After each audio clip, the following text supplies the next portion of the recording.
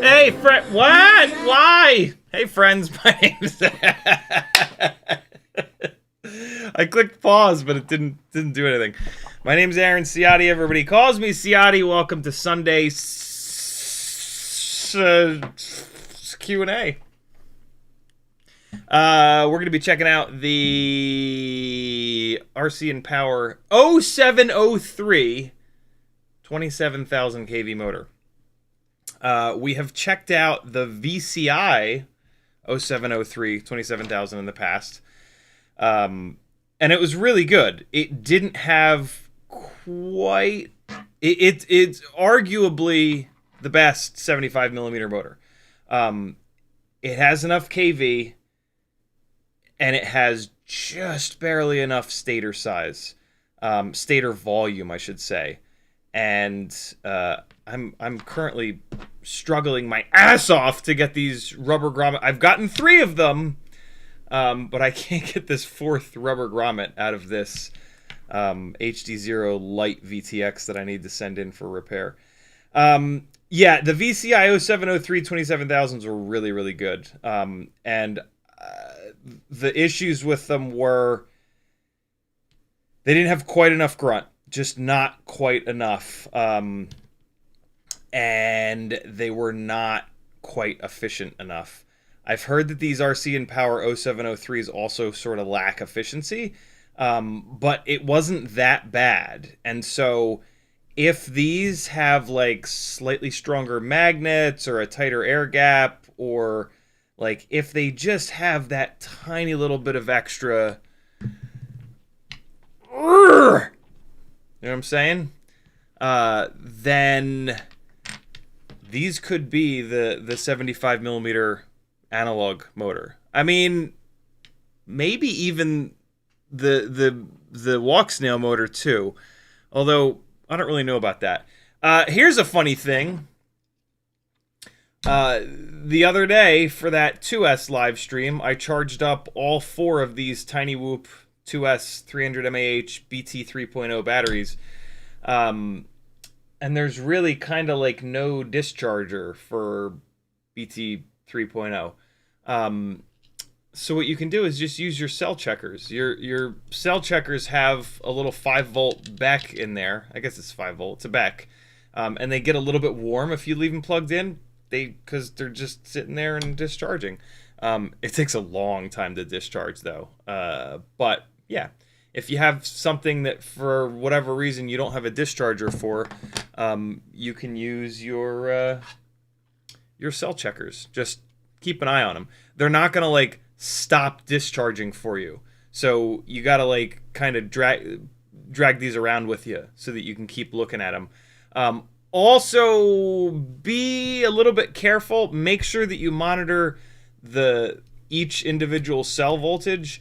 I remember back in the day when Joshua came out with his first parallel board, the cell checker that was built into it would only pull power from the first cell of the battery.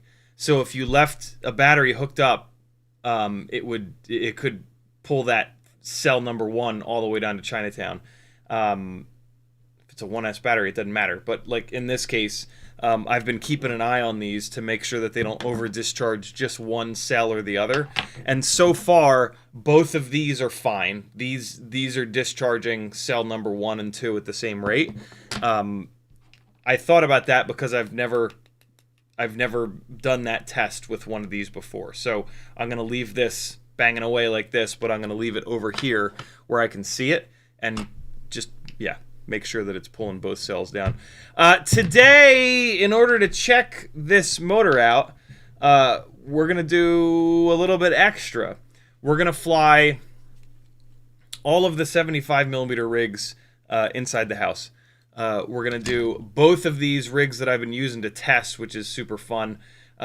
This guy over here has a slightly heavier antenna, but a slightly lighter weight frame. And this guy here has the Mobula 7 V4 frame. These two guys, you're looking at RCinPower 1002 22,000s. And then on this guy, BetaFPV 1102 22,000s. We're going to fly both of these in the house because what I'm starting to realize is what I'm really going after in terms of these 75 millimeter rigs at this point is response time. And flying these guys in the house, the response time is like immediately obvious. Like it is way more obvious than when you fly them outside. I am going to fly all these out. Oh, I'm also going to fly this Mobula 6. This is basically a Mobula 6 that's been frame swapped into a Mobula 7 V4 frame. This has the AIO 0802s on it.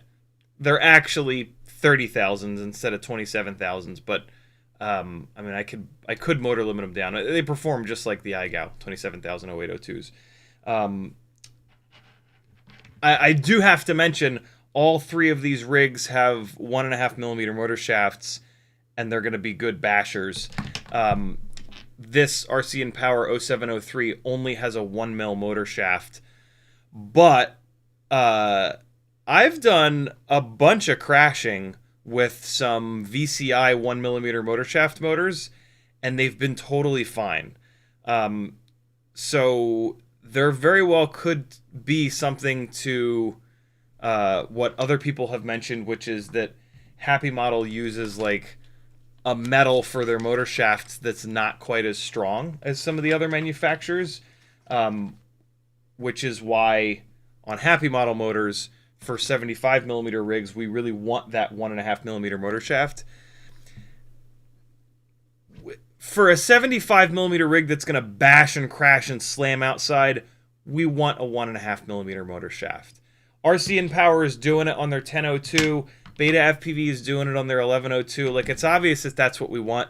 The other really nice thing about the 1.5 millimeter motor shaft is the propellers have more to grab onto. And so you run into issues of the propellers flying off a lot less. What I will say at the moment is that the only 1.6 inch propeller worth running on a 1.5 millimeter motor shaft is the Gemfan 1610, which is a great prop. Don't get me wrong. But HQ has a new 1.6 inch biblade that's even lighter weight that helps with response time, which helps with response time. And it's only a 1 millimeter shaft propeller. So on these RCinPower 0703s, I'm going to be able to run that prop. And the answer that someone is thinking, the question that someone is thinking right now of, well, why don't we just drill that HQ 1 millimeter prop out? Here's your answer. This is why. And this is one that I didn't drill out.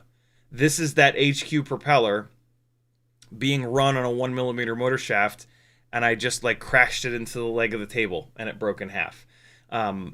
So if they're breaking not drilled out, you better damn well believe that drilling them out is going to cause them to be like way too fragile.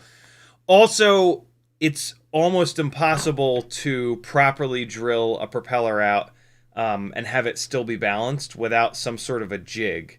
And nobody has really made a jig for doing 1 millimeter to 1 millimeter and a half yet, to 1.5 millimeters yet. Oddly enough, a long time ago, FPV Cycle made a little jig set up for drilling 1.5 millimeter props out to 2 millimeters. But that will not work. That relies on the outer screw holes for the motors, right? Like the two extra screw holes on the old school propellers. I said motors just now. I meant to say propellers.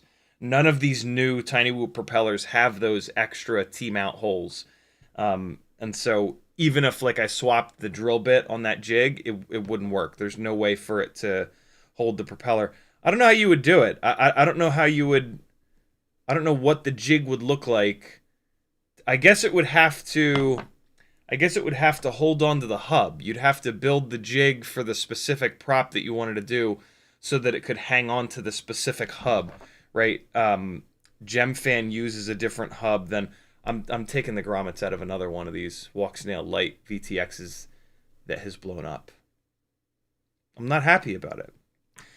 After the live stream from the other day where the title was like another blown up Walksnail Light, I've gotten a bunch of messages from people of like, yep, me too. I've had a bunch of Walksnail lights let go on me. We'll see how the repair thing is. If you email on Caddx's website, there's I want to say line item, but that's not it. There's an item for sale that is repair. And in the description it says, hey, you got to email us first. I emailed them that night after the live stream, and they'd replied to me by the very next day, which was awesome, with an email with instructions on what to do. You know, here's the address you ship to, put this number on the outside, yada, yada, yada. So yeah, we'll see. We'll see what the Caddx/Walksnail repair service looks like. You know, I'm sending them 2 Walksnail Light VTXs and one of the old school VTXs, which all have the exact same problem, which is that the TX and RX have just failed. There's no communication between the VTXs and the flight controller. And, you know, I'm sending them 2 Walksnail Light VTXs and one of the old school VTXs, which all have the exact same problem, which is that the TX and RX have just failed. There's no communication between the VTXs and the flight controller. And, you know, I'm sending them 2 Walksnail Light VTXs and one of the old school VTXs, which all have the exact same problem, which is that the VTXs and RX have just failed. There's no communication between the VTXs and And on one hand, it's like, well, I mean, that's not the end of the world. We can still the Walksnail goggles still have some OSD in them, and they have battery monitoring, and it does turn red when the battery gets low enough voltage that you want to come and land. But the problem is that the Walksnail system needs the arming signal to go into full power mode from the flight controller. And so these 3 Walksnail VTXs only run at like 25 milliwatts or whatever the hell it is, whatever like the minimum power setting is. And I mean, that what's kind of funny is that sort of works for TinyWhoops, because you typically don't fly TinyWhoops all that far away.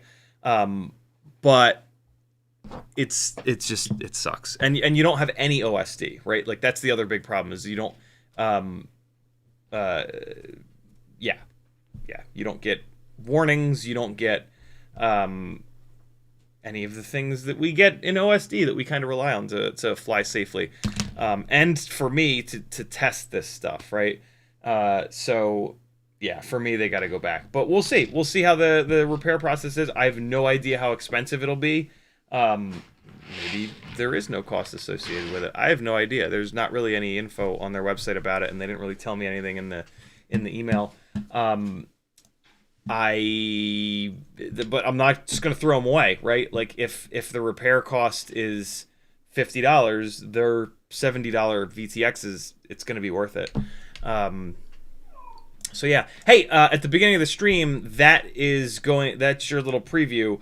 Thank you for jumping onto the live stream of the next Castle Crash edit that's going to go up. That was this build here, this Jungle Gym Basher with 0803s, 0803 27,000, 28,000, whatever they are. The VCI 0802 2.8s. And I think that was like 1 or 2 batteries. What's happening out there? Hello? Well, what are you doing? Where are you going? Come hang out. Come hang out on the live stream. It's fun. I can't. I gotta go. Everybody in the chat is asking about you.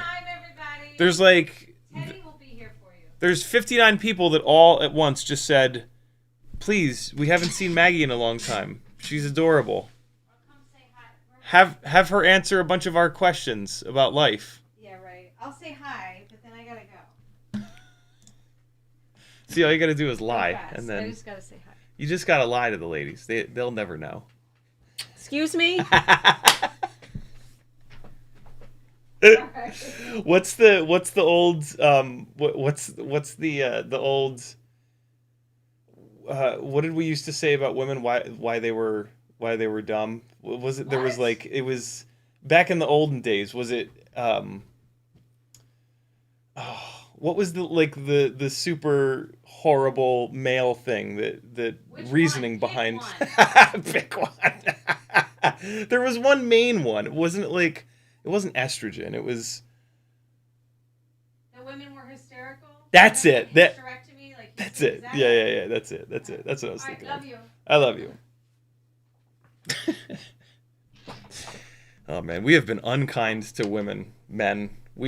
For all of us that are alive now, we should be spending the rest of our lives apologizing, because man, our gender has been quite awful to women in the past for no real reason other than to push them down so that we can continue to stay on top. That's what she said. All right, friends. Frank Nicholas was first. Dexter was next. Cole Powers, Troy Prelog, Colin Stapleton, Four Little Pigs, Spaceman Spiff, Michael Kajas, Elbow the Kidson, Crom. Hey, by the way, if I look tired, I am. We went to the Halal Guys, pretty famous restaurant from New York that's now all over the place, and Maggie ordered sage something with chicken shawarma. And then Azalea ordered something with chicken shawarma, and I was all excited. And then they're like, we're out of chicken shawarma. But we have this other really good chicken that's sweet and spicy. And I was like, I can't really do spicy. And he's like, oh, no, it's mainly just sweet. I was like, sure? He's like, yeah.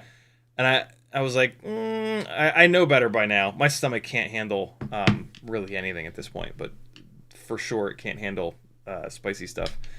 And I was like, I've been to this rodeo before. It ends up with me bleeding from the head. And I was like, let me push this guy a little bit. I was like, how does it like build up? Is it the kind of spice that like builds up a little bit? At that point, like if anything is actually spicy and the person is not a bastard, they'll say yes, because that's what spice does. And he's like, no, not really. It's just like the sweetness. And like, I don't know. He had a trustworthy face.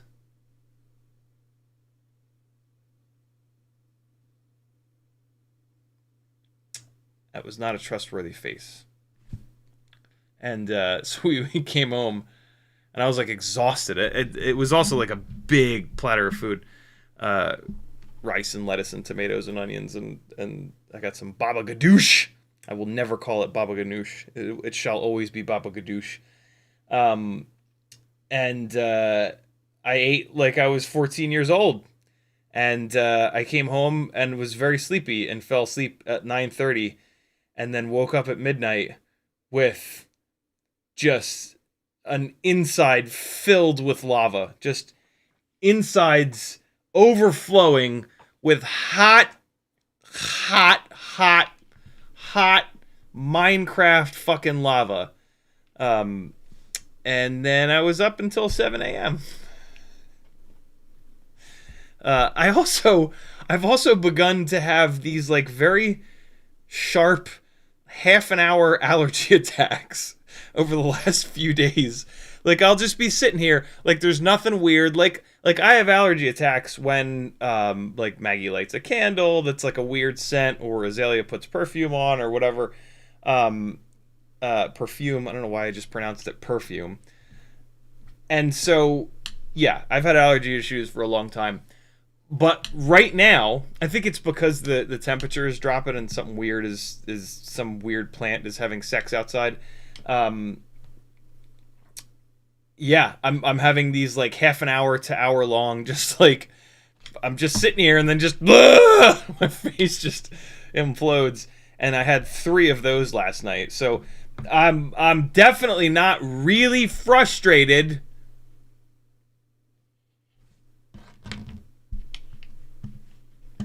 Shane and Mindy Hale FPV RC, V Pro Walter Van Den Ord Comment FPV, Hockey Rounds, Spaceman Spiff, Douglas 6, Striker Great Scott, FPV Unknown, Doubles FPV, Steady Eddie, Crom Frosty, Tiny Shark, Bob Bruce, FPV Luke, Rob Axelson, Christopher Robin, Dennis Ricebeck. What's up, everybody? I'm going to leave it there. If you want me to say your name, get in early. Get into the streams early. Cole Powers, if you want to talk directly to me in the chat, no, chat's over here. Type CiottiFPV, or do a super chat if you want to support the impossible task of being a full-time FPV content creator. CiottiFPV.com is the other big way that you can support me. Cole Powers tagged me and said HdZero 5-in-1. I woke up to a couple of text messages from Kevin Sumner saying, yo, the HdZero AIO is in stock. I'm afraid it's going to go out of stock. I'm ordering you one. Thank you, Kevin. Super, super, super cool of you. So yeah, there's going to be one on the way. I don't have any info on it. Neither HdZero nor... is it Happy Model that they're working with? I'm assuming they're working with Happy Model. Nobody got me involved in the process whatsoever. So you guys have significantly more information than I do because you've been paying attention more to it. I kind of haven't. But yeah, we'll be checking it out. Thanks to Kevin Sumner. Dude, thank you so much. Very, very, very cool. Yeah, I'm excited. Having HdZero goggles to just use analog with is the silliest thing ever. And I've used HdZero before, and I love that it exists. I've struggled to figure out what it does better than the other video systems for me personally. This AIO is the answer to that, I think. It is a little bit heavier than some of the other AIOs, so there's still a chance that it's like too heavy. It almost certainly won't be too heavy on a 75mm rig. Like, when I get it, I'm going to test it on a 65 If it's too heavy for that, it's going to go on a 75mm rig, and I'm almost certain that it'll be great because we've got enough power and runtime on 75mm analog weight rigs to give you a great flight experience. And so I'm excited. Should be really good. Also very interested to see if it's durable. That's kind of why I'm putting it on the 65mm rig first, is to smash the hell out of it and see if it holds up, because durability is super important. Arguably one of the most important things. Kevin J, just another Kevin FPV with a $10 super chat. Thank you, brother. Super generous. He says, hey, thanks for suggesting the fingernail test on the motor shaft last stream. Got my Mobula 6 2024 back to flying today. How many motor shafts were all banged up? Oh, okay. I just read the one single message in chat from Rob Axelson that says, he says we're all wrong, isn't hemorrhoids nor prostate and not a fart. And I was like, what? I didn't say that. But he's telling a joke, I think. Two doctors see a man walk weirdly down the street. One says the other looks like he has prostate issues. The other says no hemorrhoids. They stop the man and inform him of their observation.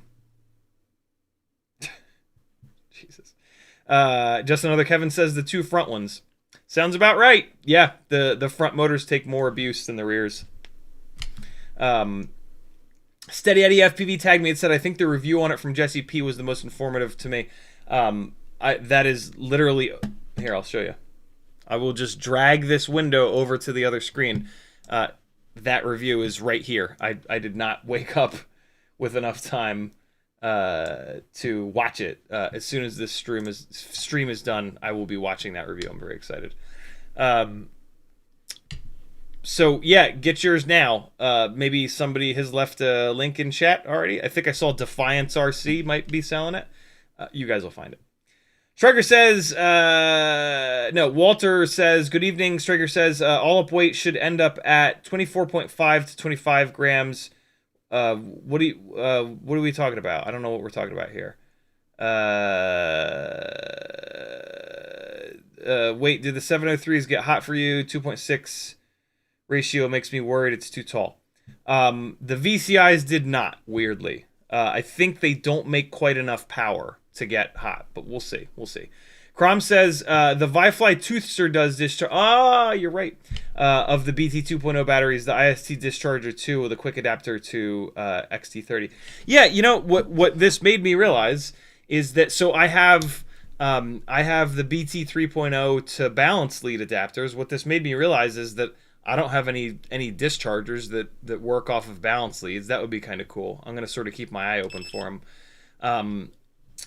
And yeah, I'm not getting. I have no plans of getting the Toothster yet. I don't have enough rigs on BT 3.0 to really warrant spending $30-40 or whatever it is on it.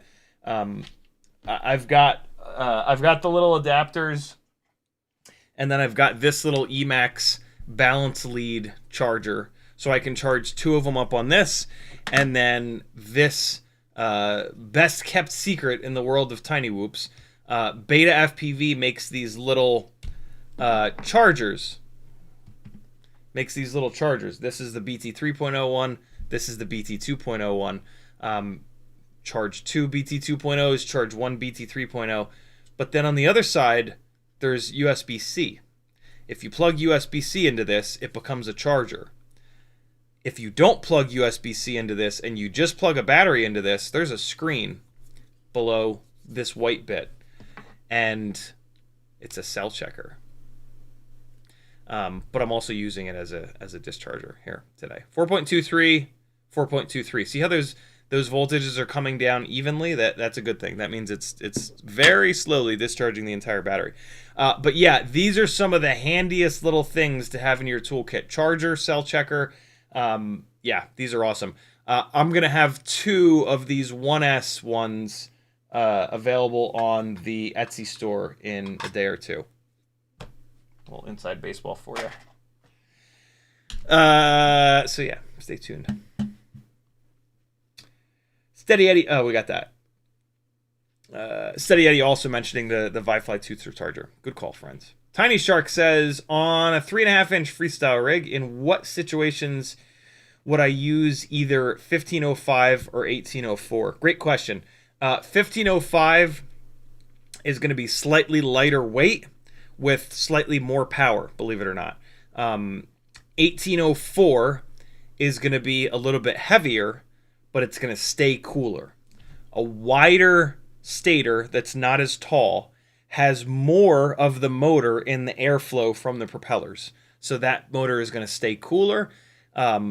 So if you want a more consistent motor that's always cool, so every time you go full throttle, it's nice and cool, and it's going to give you the exact same amount of power, that's the 1804. Or if you're looking to carry a bunch of weight, if you're looking to build that 3.5-inch rig out to be like 350 grams or 400 grams, like you want to carry an Insta360 Go 2 or 3, or maybe like even like a DJI Action 2, 1804 hands down. The wider motor will stay cooler and be able to carry more weight, right? Similar to why TinyWhoops fly so much better on like a 2004, 2104, 2204, a big wide motor, right? Versus a 1507 or a 1408, which are really tall motors. Yeah. So that is a very important distinction between those two. If you were to build that rig out to be like 280 grams, 270 grams, that 1505 is going to be totally fine. And the rig is actually going to be a little bit lighter. It's going to crash a little bit better. It's going to have a little bit better runtime. The 1804, the other thing that's nice about the 1804 is that Xnova makes it, and Xnova makes phenomenal motors.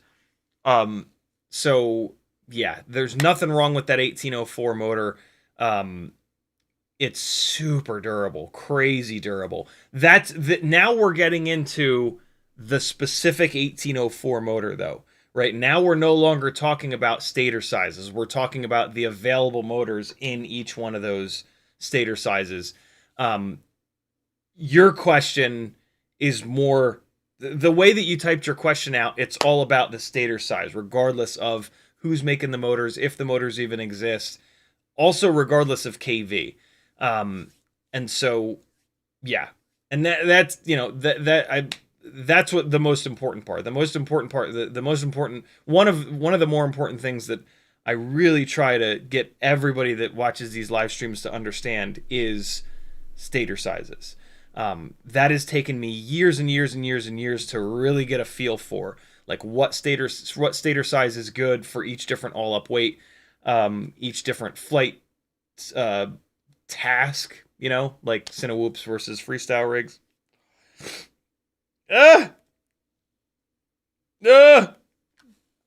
Please don't be one of these random allergy attacks.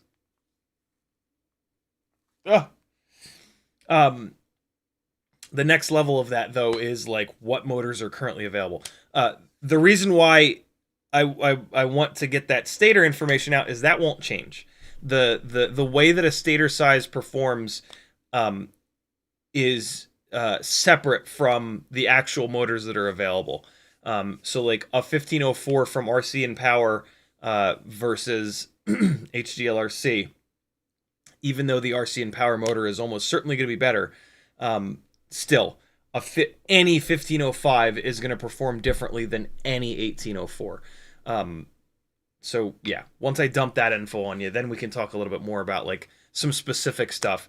But the specific stuff, talking about like the specific 1804s that exist today, a couple of years from now, those motors will be gone. So that, this won't be, what's the stupid ass word for it? Evergreen. Me dumping the knowledge of 1505 versus 1804 is evergreen content.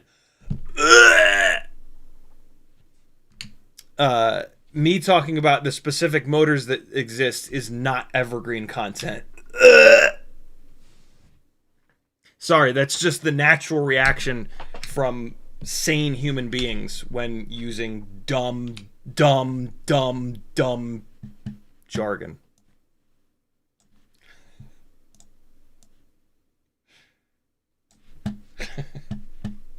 Rob Axelson says hello. FPV Luke says, hope you're doing well. I am, man. I'm hanging out with you guys. I'm a lucky guy.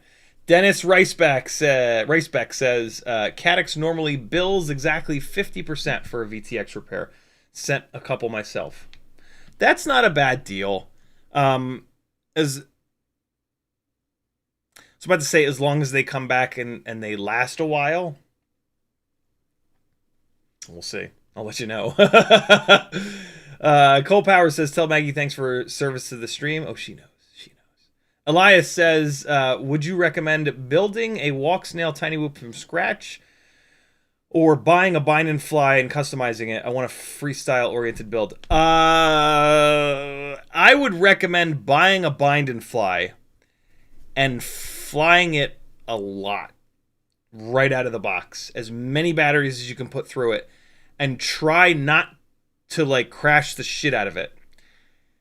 Because if you can fly it a whole bunch out of the box, you can sort of figure out if your Walksnail VTX is going to die or not.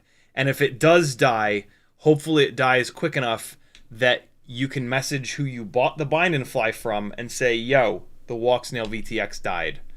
And they'll say, okay, send it back to us. We'll send you a replacement.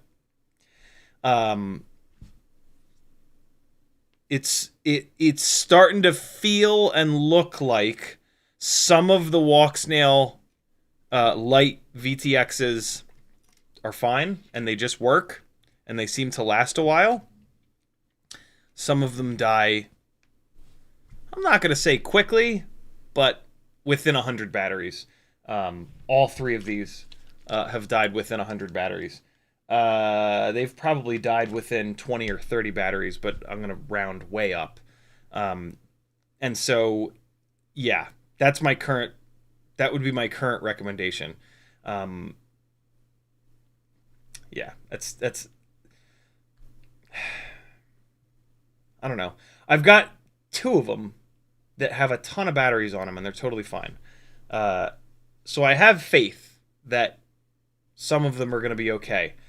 They're expensive, you know, they're $70 VTXs. And so it sounds like I'm going to send this in for repair and they're going to bill me 35 times 3 for each one of these, for these three total. And that's a lot. That's a lot of money. So yeah, I don't know. I would almost recommend not building a Walksnail TinyWhoop right now. It's tough, man. This is some. I mean, this is 50% failure rate right now that I'm dealing with on the Walksnail lights. That's insane. And we still don't have a great powertrain. I guess we do for the 65s. The 65s were good. The 40,000 kV 702s move around just fine, but the battery life sucks. Walksnail TinyWhoops are fascinating. The quality of the video is outrageous, and they're great to fly because you can see where you're going. But yeah, the durability just sucks at the moment. So it's tough. It's really tough for me to recommend that anybody dives into a Walksnail TinyWhoop. There's everybody telling me that Maggie's going to kill me. Now, we talk a lot about the plight of women and how unfair it is and a lot of that stuff. So she knows that I'm not being an asshole. she's playing into the joke by saying, what? Yeah, it's crazy. It's absolutely crazy. It's just, our society is so incredibly, like, I knew a lot of this stuff, but like, she's actually pointed out a bunch of shit that what we were talking about a minute ago is that, yeah, women that were deemed hysterical, male doctors used to recommend and give them hysterectomies. To like, this is not a laughing matter. I'm laughing because it's absolutely insane. Like the insanity of this. It's just ridiculous. It's just like, what the fuck? I mean, it also speaks to like us just not understanding, like, you know, like people gonna people, and like we you know, we didn't know back then, but still, it's just, oh man, look, crazy men were not diagnosed by women to have their balls cut off, right? That's something that's never happened. And yeah, it's just absolutely, it's just wild. It's wild, man. It's wild. Walter says, females get us into the cave to make fire, then manipulation started. Easy. Walter also says, tomorrow you bleed on the other side. Oh, God. Rob Oxison says, time to freckle? Oh, God. Oh, that's horrifying. I'm not going to read the rest of that. That's disgusting. FPV Luke says, perfume is how we say it in the UK. LOL. No way. I didn't know that. I've watched a lot of BBC television. It started with Top Gear, and then there was a period where you could, on the PlayStations, you could just type in a different IP address, and there was a website that you could grab IP addresses from the rest of the world, and you could just drop them in to the PlayStation, and then Netflix would think that you were in that region. And after many years of watching Top Gear, I learned that trick, and I was able to do it for a year or two before they blocked it, and I was able to watch tons of brilliant BBC shows through Netflix. I hate that although I bet you there's a way to do it again. Netflix figured out a way to block it, and that's when I stopped doing it, and it sucked, because American Netflix is way shittier than British Netflix. I bet you there's a way to do it again. I'm sure there's a way to do it on the computer. I wonder if there's a way to do it on the PlayStation again. I wouldn't be surprised if there's a way to do it like within the router, but then like that's gonna, like, I don't know, whatever. I don't know computer things, but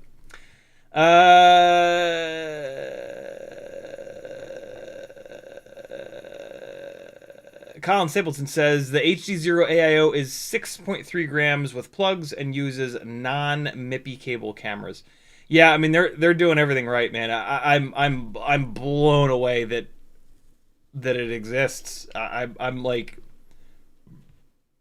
oh God, it tastes like halal.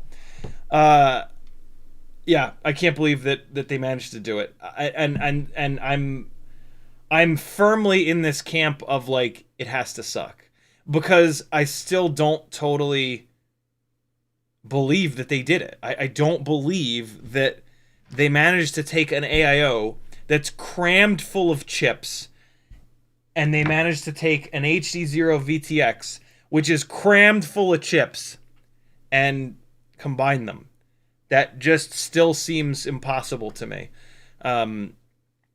So yeah, I still feel like on the third battery it's going to blow up. But people have been testing it. So yeah, and I cannot wait to be proven wrong. I hope to hell I'm proven wrong on that. Elias says, fingernail test? Yes. Good question, Elias. Thank you for asking that question so that I can go over it again, because it's an important thing.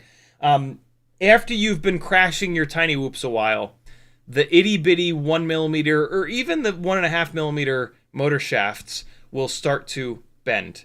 And when they bend, your propeller does this, and it dumps all kinds of extra vibrations into the gyro, and it makes the PID loop freak out, and you have to add filtering, and it sucks.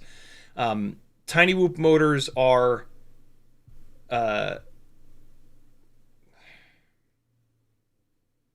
frangible.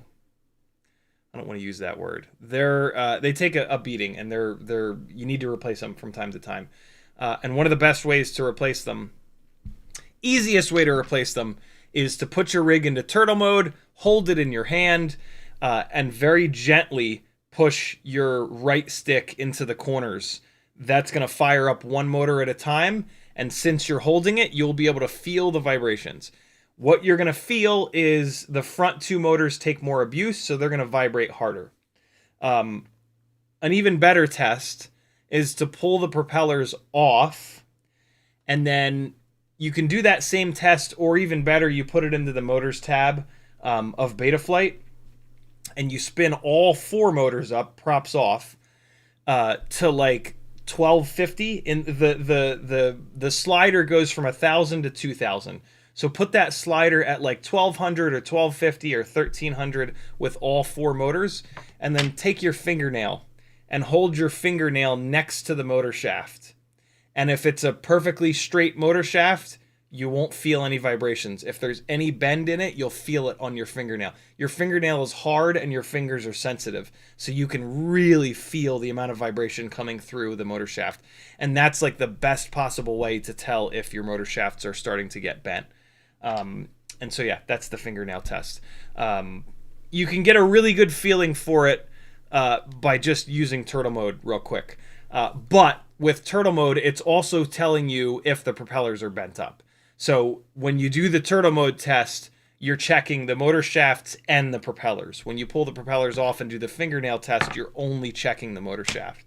So the fingernail test is better, but it takes more time. Those are the ways that you keep balanced motors and props on your TinyWhoop. It does matter. You should not, in my opinion, though, have the tune and the filtering. What's happening here? So cranked up that the motors and propellers can't be a little bit banged up, because TinyWhoops crash. Because you crash your TinyWhoops a lot because you're flying them inside of the house, and it's hard to fly inside the house. So yeah, there you go.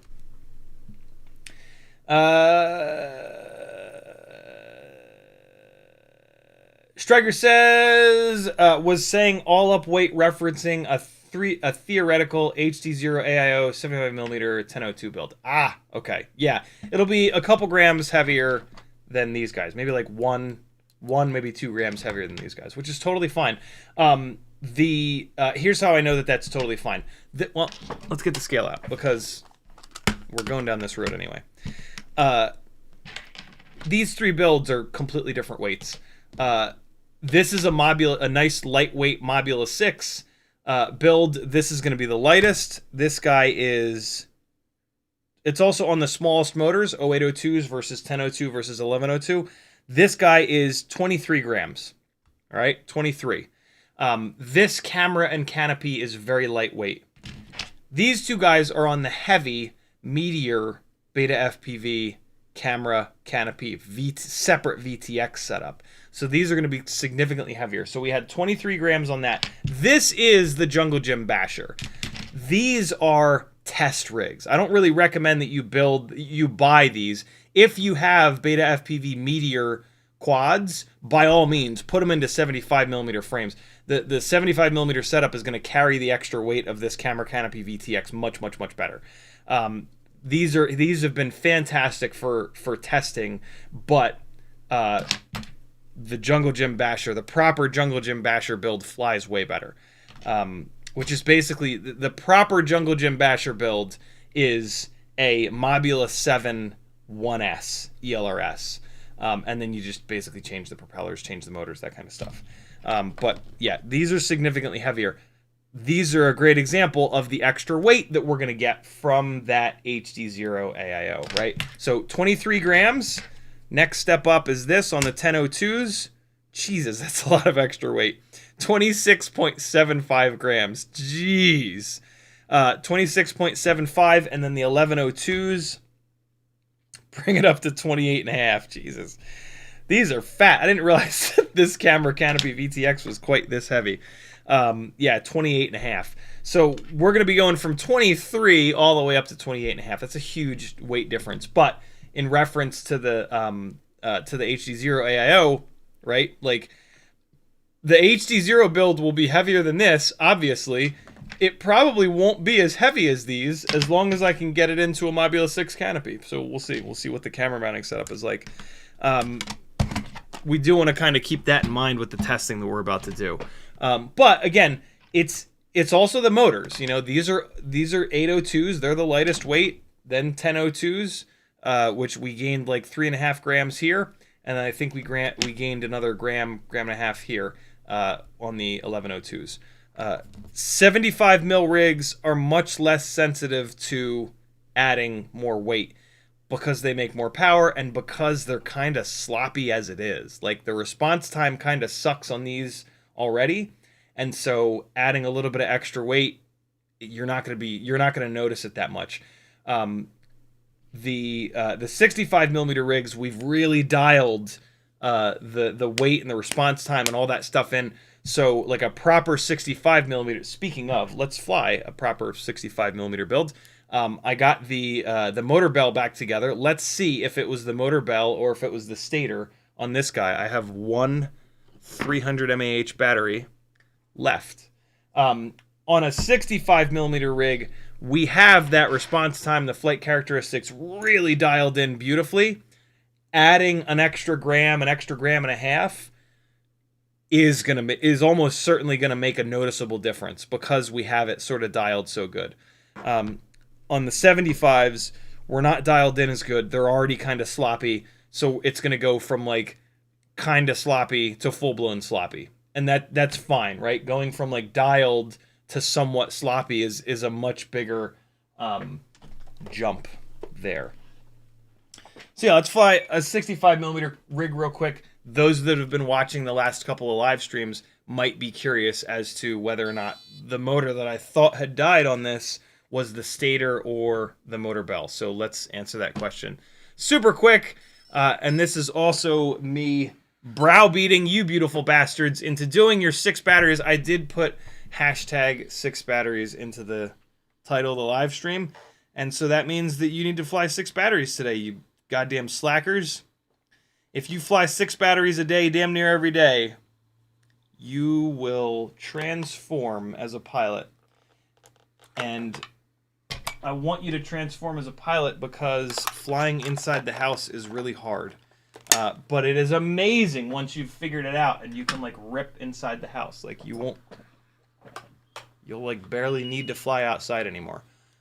So let's see. This is the rig that I'm going to be calling the ghostly rig from now on because it's pretty much all white. Nope. Oh, nope, we're good.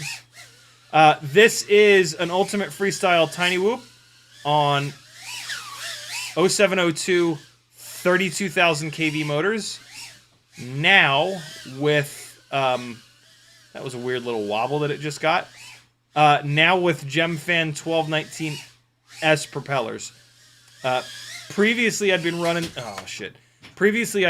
this on the HQ YOLO tri-blades, the ultralights, and it was great on those. But it's even better on these 1219Ss. This is a little bit more of a pitchy propeller. And looking at some of the recent thrust stand tests that have been done on a bunch of different propellers, the response time of this prop is just as good as the slightly lighter weight and more fragile HQ tri-blades. And so we're getting more power. Uh-oh. That's never a good sign. We're getting more power, same response time, and that's a big win. And more durability is the other big thing. The durability of the HQ props is not bad, but it's not as good. And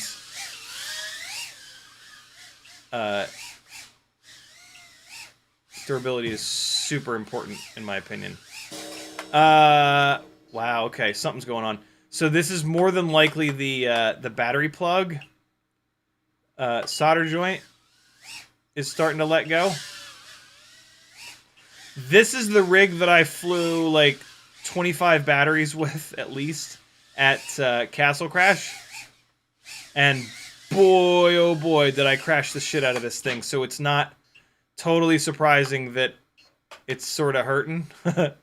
And it needs a little bit of love. That motor was the first thing to let go. And now it looks like we got a battery plug letting go. So yeah, this thing's in need of a little bit more TLC, it looks like. Let me see if I can get... There's a motor that's not spinning up. Let me see if I can figure out which one it is real quick. It's not happening super often. Looks like it might be the left rear.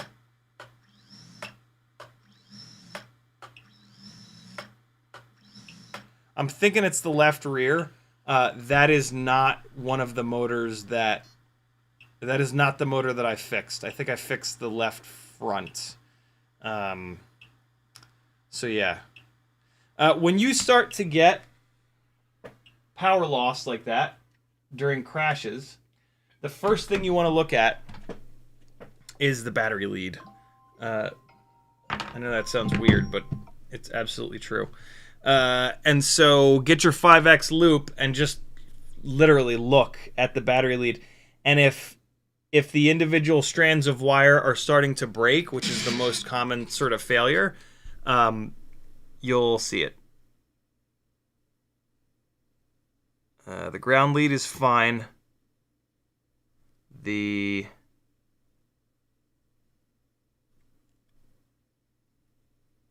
live lead, I can't even tell. They look fine. Also give them like a little tug. Just kind of move them around a little bit. Wires could be failing inside the silicone. This rig has one of my old school handmade 180 degree Bt2.0s. Perfect excuse to take. Actually,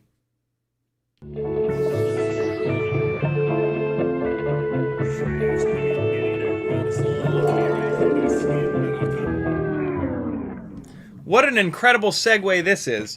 I just did a TinyWhoop order to get these 0703 27,000 kV motors, and there's a new item on TinyWhoop, which is a LED for Bt2.0 leads. Check this shit out. This is a 180 degree LED PCB thing. Look at this. So that's what it looks like. So you put your Bt2.0 into one set of holes. You put your battery leads into the other set of holes. So you're going to do that in this direction, right? The Bt2.0 is going to come out here. Battery leads are going to come out here. And then so on the back of the quad, you've got a couple of LEDs shining, right? You're going to have your Bt2.0 lead back there plugged in. So you're going to have two rear-facing LEDs. One of these I got is ice blue. And look at the ghostly rig. It's going to be perfect for that. So, yeah, I will take off these battery leads. I will take off this Bt2.0 connector and, yeah, do it with these guys. I'm going to do it with these guys. There's a dumb set of words that come out of my mouth. Yeah, isn't that cool? I don't know what other color I got. But yeah, I'm kind of excited for these. This will be cool. One of the problems that I have with TinyWhoops is finding them when they crash. So any help with that is a win for me. And yeah, having a PCB to reverse the direction of the Bt2.0 is awesome. Also, it'll help you grab it. One of the things I don't like about these handmade setups is they're hard to grab, and I end up like pulling this little piece of shrink wrap off. With that PCB there, it'll be nice to grab. My favorite at the moment are these BetafPV 180 degrees because they give you a nice big block of like rubbery plastic to grab onto to unplug from the battery. These little PCBs should do the same thing. Just give me something to kind of hold onto. Sometimes the battery leads fit really tight in with the Bt2.0. So yeah, there's that. So yeah, the main thing in this mailbag was those the RCinPower 0703 27,000s. But I also got some more 45 millimeter HQ ultralight bi-blades. These are there's some custom dyed HQ ultralight bi-blades that I snagged in like this purplish kind of color. Set of custom dyed 1219 S's Gemfan 1219Ss in that really cool blue color. Another couple of those jib jabs, and then the other color of Bt2.0 lead here. I'll bet you you can solder on the Bt2.0 lead and then just plug a battery in to see what color these things are. I don't know. There's no markings as to what color either one of these are. So I'll try just hooking up a Bt2.0 lead and see if that fires it up. Might not. I don't have a terribly good grasp of how electricity works to this day. You might need to have a completed circuit. I don't know. Whatever. Leave me alone. I just work here. So this guy is not good to go. It needs a little bit of love. I'm actually going to put it in that box to remind myself that the fix is going to be putting those on there. These are still very slowly discharging. They get there. It gets there. Like 6 hours that battery will be discharged. This guy is good to go over here. I've got a whole bunch of 1S 450s ready to go. We're going to start flying, but let me really quickly try to get caught up on chat. FPV Luke says, I have a Mobula 6 2024 running GNB 380 mAh batteries on an A30 connector, and I'm getting about 3 minutes of flight time on 400 milliwatts. Would I get much more flight time on 100 milliwatts? Nope, but try it and prove it to yourself. But the answer is no. You'll get a couple extra seconds. Striker says, I use that thing as a discharger, LMAO, whatever works. DX says, they haven't given me a price yet, but it's cost almost as much to buy new ones as it is to send one back, so probably not worth it in the future. We'll see. I hope not. 50% is fair. Striker says, FPV cycles 16 millimeters, probably crazy for heavy 3.5 up. 330 to 350 grams. Yeah, it's probably a bit too much, to be honest. Tiny Shark says, how's the Zing 0803 for the 2S 75mm Walksnail? I think it might be good, especially with the HQ ultralights. I don't know, because the Walksnail VTX died before I could test them. But they are ready to go. They are on a frame, all ready to be run. I just need to get another Walksnail light in to build them. I've got four. I can count.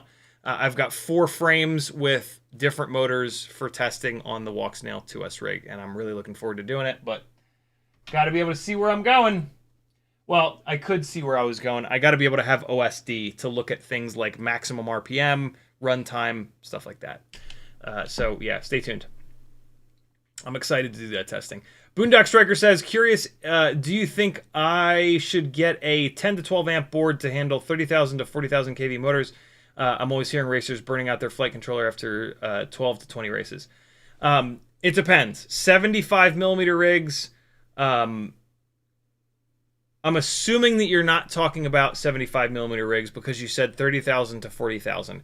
And so the answer is no. Racers are not blowing up the flight controllers because the FETs don't have enough throughput.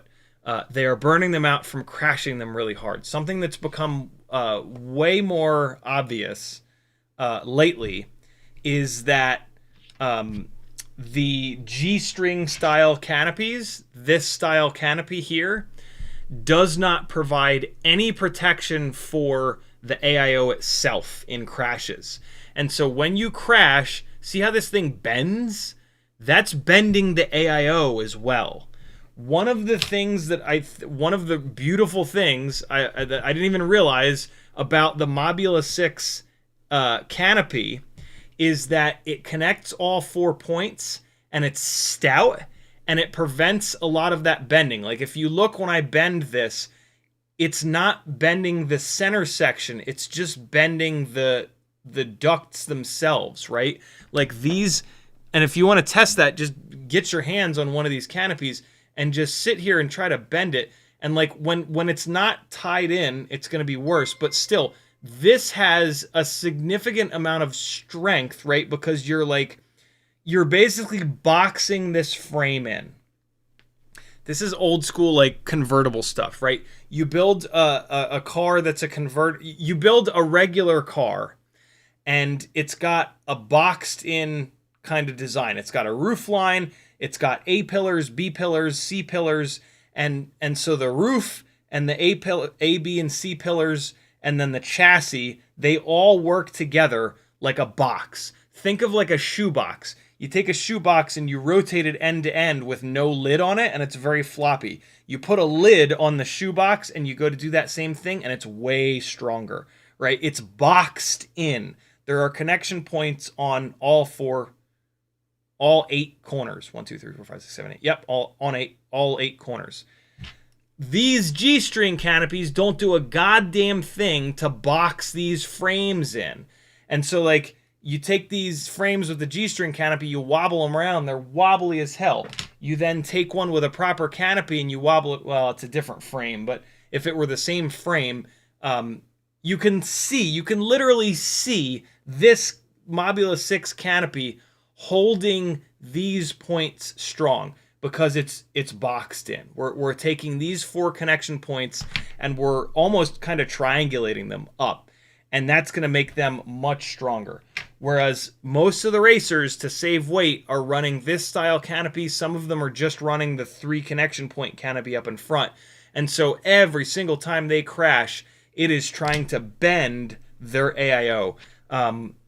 This became really obvious with the new BetaFPV 5-in-1 AIO. Apparently the front part of the AIO is breaking off from this happening. From them nosing in their crashes and the whole frame tacoing, and it's literally breaking the front of the AIO off. The Beta must have gone very lightweight to save, very thin to save weight on this, because this is a super lightweight AIO, and now we're starting to see the limits there. And so, yeah, keep that in mind. They are breaking those AIOs, I believe, primarily because of physical damage, not asking the FETs to handle too much. I've got multiple ultimate freestyle TinyWhoops, I should say, on 36,000 kV motors, 32,000 kV motors, what I just flew, and there are hundreds and hundreds and hundreds of batteries in. For those hundreds of batteries, though, I've been using the Mobula 6 canopy. I am getting so much more durability out of my components than most of the racers. I think because of the Mobula 6 canopy, triangulating the frame, preventing the AIO. I think also that the 2G4 AIO, I know it's heavier, so it's probably thicker and it's probably stronger.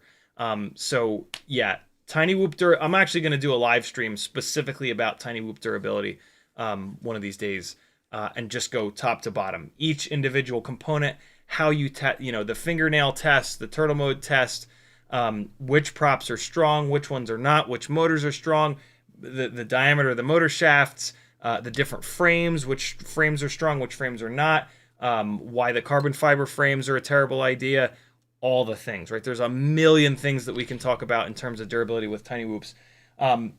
I have been ruined, just ruined by how durable these TinyWhoops are. When I go out and fly anything else, I am shocked at how fragile it is. But it's no more fragile than it ever was, right? Like 3-inch rigs are no more fragile now than they were a couple of years ago when I thought they were the most durable things in the world. 5-inch rigs are no more fragile now than they were a couple of years ago when I was blown away by how durable all these glides were. It's just that for the last year and a half, 2 years that I've been really flying tons of TinyWhoop batteries, this formula that I've kind of come up with how to build these things, it's just really durable. And so, I am not used to having to change props, having to change motors, having to change frames with any sort of frequency. Yes, those things are going to have to get changed out. But my expectations are now yeah, sure, after a couple hundred batteries, right? You go out and fly a 5-inch rig, you could change 2 or 3 sets of props in one battery.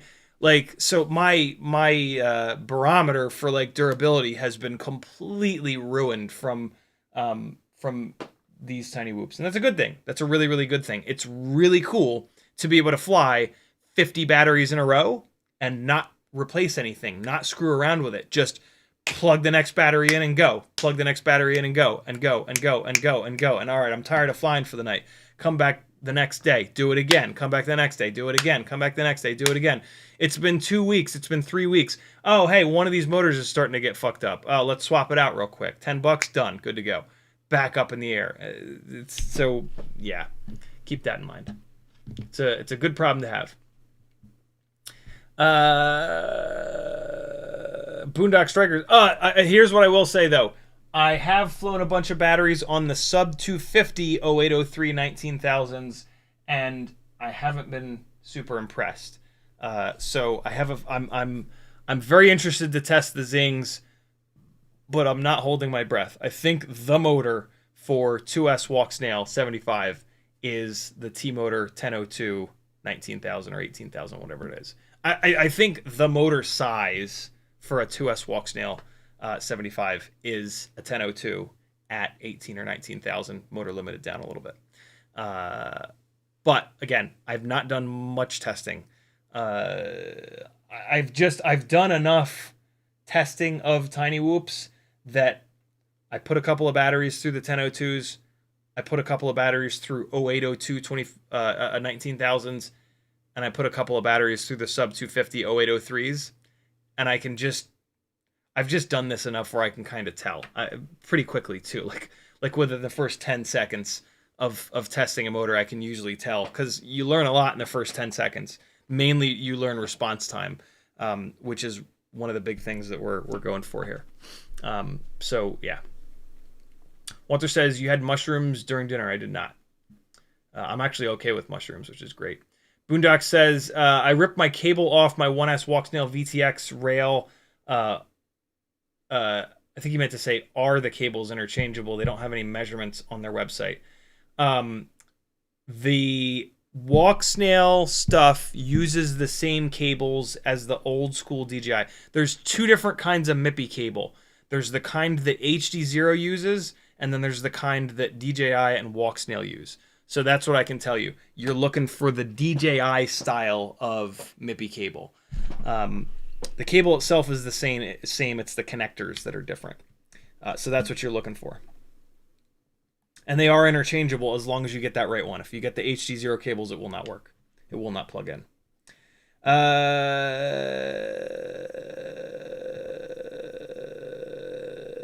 Elias says, which Walksnail bind and fly would you recommend? I don't know any of the bind and flies, man. Sorry. Just look at the motor sizing, though. I've talked ad nauseum about motor sizing. So look at the different bind and flies. Look at what motors they have, and you should know which is the right one, because I've tested these motors like absolute crazy. Schreger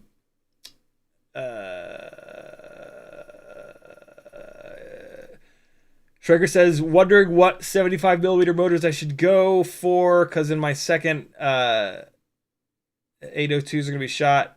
Yeah, I don't know yet. We're still testing, though. Cole Power says, also see Hysteria Machine. Oh, God, I can't even imagine. Striker also says, how much power do the 1002s have in comparison to the 703, 802? You're about to see. Walter says, BBC has always had the best camera work. You must see that. For sure. But the writing of BBC television is just way more sophisticated. It's way more like kind of snarky, smart humor. It's just like better. It's just better TV. In my opinion. V-Pro says, no sim flying today. Also, what's the all-up weight of your 3-inch Siren? It is at 265 to 270. And yeah, no sim today. Sim Sunday is not going to be an every Sunday thing. It's going to be every other, every third, something like that. Levster says, I have Mobula 6 2024, and it twitches 3 motors, always at full battery voltage. Sometimes it does it in midair, and it drops. Do you have any idea what could cause that? ESC is probably on its way out. If it wasn't doing that out of the box and you've flown it and crashed it a bunch and it started to do that, that's physical damage. That's the FET's starting to let go. If it's fairly new, try to get in touch with whoever you bought it from and try to get them to send you a new one. But yeah, I mean, I have very little info to go off of, but that's going to be my guess. If you changed a bunch of shit and now it's doing it, whatever you changed is causing it. But yeah, if you got it out of the box and have just been flying it and that has just started, then it has to be a physical thing, right? Like, no matter how hard you crash, the ones and zeros are not going to fall out. So yeah, it has to be like a physical damage issue. And when it comes to physical damage issues, like, you can't really fix them. Like, if it's a motor, sure, you can replace the motor, but like, you can't fix the AIO. So it's like, you know, this is a thing that's happening. Why it's happening doesn't necessarily matter, as long as you haven't screwed around with the Blue Jay settings or the PIDS gains or that kind of stuff, right? So yeah, if it's a physical problem, you just have to replace the physical thing that's failing, right? King Dingaling says, fear not, Mads Tech had the HdZero AIO 5 in a ball sack canopy with a TPU printed adapter. And what happened? Did it hold up? Did it fail? Striker says, I run the Dark Helmet. Oh, that's a great name for this canopy. Oh, that's what you're calling the Beta canopy. Okay. Yeah, that's a good name for the BetaFPV. That's a better name for the BetaFPV canopy. External VT setup, weight is worth the durability. Handles crashes super well. Yeah, durability is everything, man. King Diggling says, I upgraded from Fat Shark Attitude V3s to V1 Orcas with rapid fire this weekend. FOV increase made the Nano 3 look like a pinch cam. Nice. Yeah, FOV changes are wild. Zach says, what are your thoughts regarding 5 amp FETs and the bigger 1S motors like 1002, 803, 1102? Think about Meteor 75 Pro, HdZero build, new AIO. 5-inch FETs are not quite enough for the really powerful 75mm builds, unfortunately. They are just enough for like 802 27,000s, but once you go north of that, yeah, it's a bit of a crapshoot. But it's not just the motor size, it's also the KV. Like the RCinPower 1002 22,000s, yes, 1002 is a big motor, but 22,000 is a lower KV. So they seem to be fine on the 5 amp FETs. But yeah, I am desperately trying to find a good AIO, a better AIO than the X12 for the 75mm really powerful builds. BID says, wouldn't that Bt2.0 PCB get snagged a lot in crashes? It shouldn't, because it's fairly well like tucked up in there. Like when you, I know this is not the same rig, but all these TinyWhoop frames are kind of the same. The battery is pretty well tucked up in here, so just having a little bit of thickness here should not matter. We'll see. I'll let you know.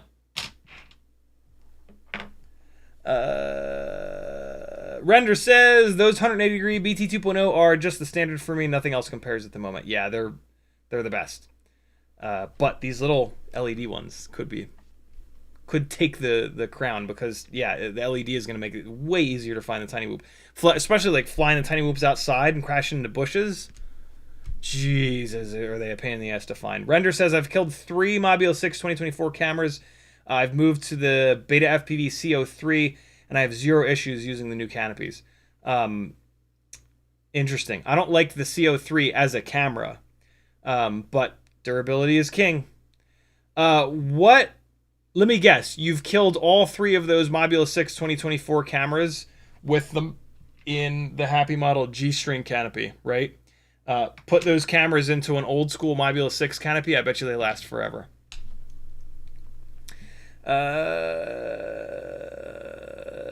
FPV Luke says, I think the RCinPower 14,000s are the best motor for 2S. I disagree. Anything higher will likely require a motor limit, which keeps the MOSFETs active for longer, will increase failure rate / heat.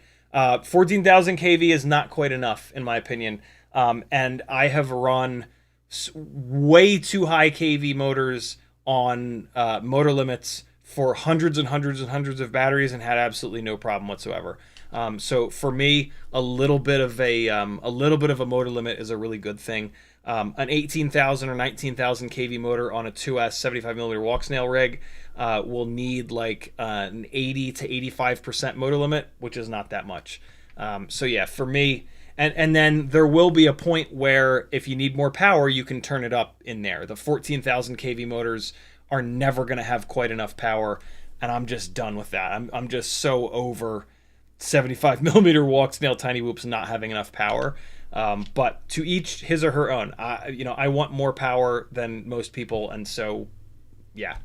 I wish there was a 16,000 or a 17,000 kV motor, but again, you would then be, for me, I would be 100% on that motor, and I always like to have a little bit more in case there's a situation where I want that extra power. I can just turn it up digitally, and away we go. All that being said, I've still not been able to test the 2S 75mm Walksnail rig all that much because things keep breaking. So maybe as I put 100, 200 batteries through it, that situation will change. But yeah, thus far, 14,000 kV, even 15,000 kV is not enough.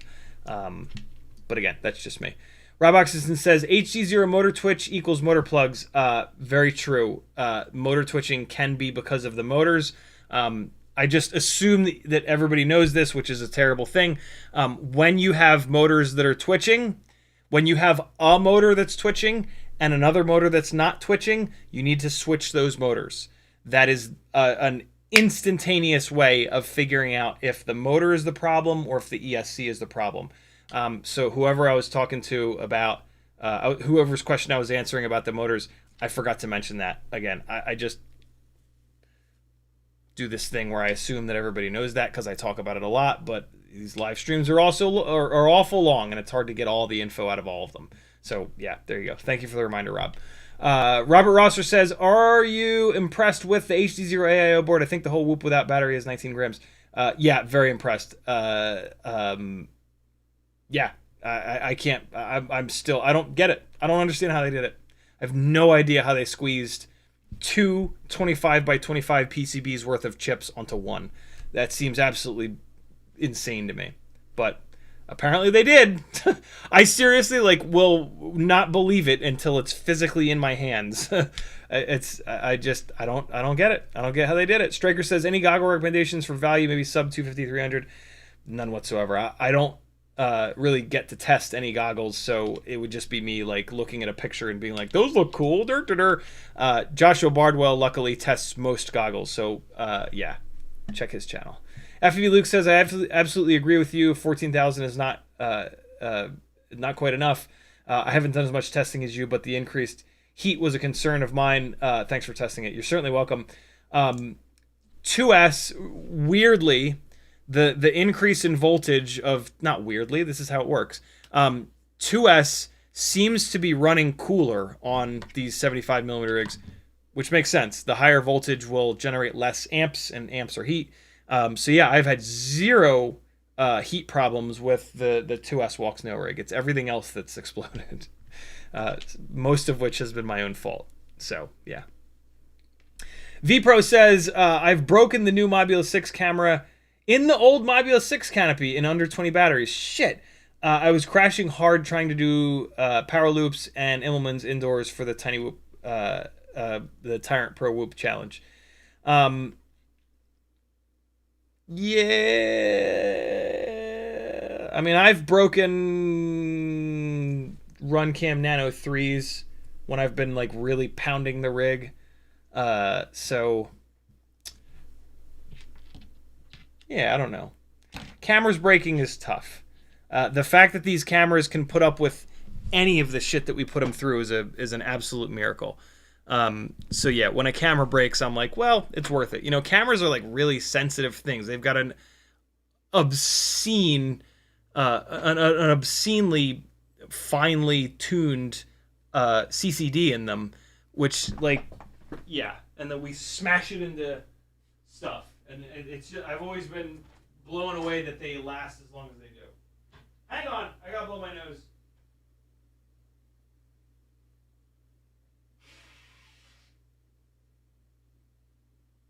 All right. Here we go. I'm caught up on chat. Let's supply some batteries. Let's test some motors. Let's do all the things. I meant to be sitting here installing these 0703s on a frame, but instead I just enjoyed the process of hanging out with you guys and answering your questions. So hold on. Skull901 says, what part of Jersey did you live? I was born in Princeton, New Jersey in 1981. And that's when it all changed. That's when the world... that's back when my dad was working at Princeton Plasma Physics Lab. I mean, he worked there for many, many years. But yeah, I was born there. I lived there for a little bit. And then we moved to Hamilton Township, which is right next to Trenton, New Jersey. And I spent most of my life there. Like, that's where I went to school and yeah, spent most of my time. And then when I graduated high school, I moved on campus to the College of New Jersey, also known as, which at the time I knew as Trenton State College. My mom worked there for a lot of years. Eventually, my dad worked there as well, which was super cool. And then when I got done with college, I moved down to... Ooh, that doesn't look good. No, that's fine. I moved down to Mapleshade, which is right next to Cherry Hill, right across the river from Philadelphia. And I lived there for many years. So I've kind of been all over New Jersey, but mainly like central, southern New Jersey. I never lived in North Jersey. But yeah, I lived in New Jersey from birth to like 33 years old. I think it was like 33 or 32 or 31 when I moved down to Charleston, South Carolina. I lived there for about 5 years and then moved even farther south. Not much farther, but to here in Atlanta, Georgia. Okay, so I got these here motors. I need some screws. Hold up. I've now taken all my TinyWhoop stuff and put it into a little case thing, which is nice. I can't believe it took this long to do that, but so yeah, I'm a little bit more organized. Boy, I cannot see. 1, 2, 3, 4, 5, 6, 7, 8. Man counts. 9. Man proves that he can count. 10, 11, 12. I'm being fancy and using black screws. Is anybody else out there? Is anybody else out there as much of a snob as I am when it comes to TinyWhoop screws? Like, I don't love running TinyWhoop screws that are silver on like a gray or black frame. I did not need to get these screws out because I'm gonna actually just move these motors over. Anybody else? Does anybody else like covet their black TinyWhoop screws, or is that my mental illness showing itself? Happy Model comes with silver motor screws, and I hate them. I hate them. I hate them. I don't even like them on the clear frames. Hate. Richard Hammond from Top Gear.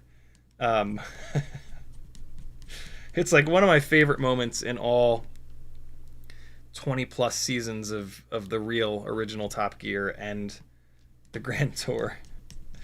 I can't remember what he was saying that he hates, but the other two were like giving him a hard time about something that they knew that he hated, and he just like he just completely goes off, and he's like, I hate it. And you could see like he's not acting, like he's really upset, and he's he's just like, and it's just this wonderful like 30-second Hammond rant of just like, I hate it. I hate that. I hate its stupid face, and I hate its stupid. And he's like freaking out, and it's one of my favorite moments from those three guys in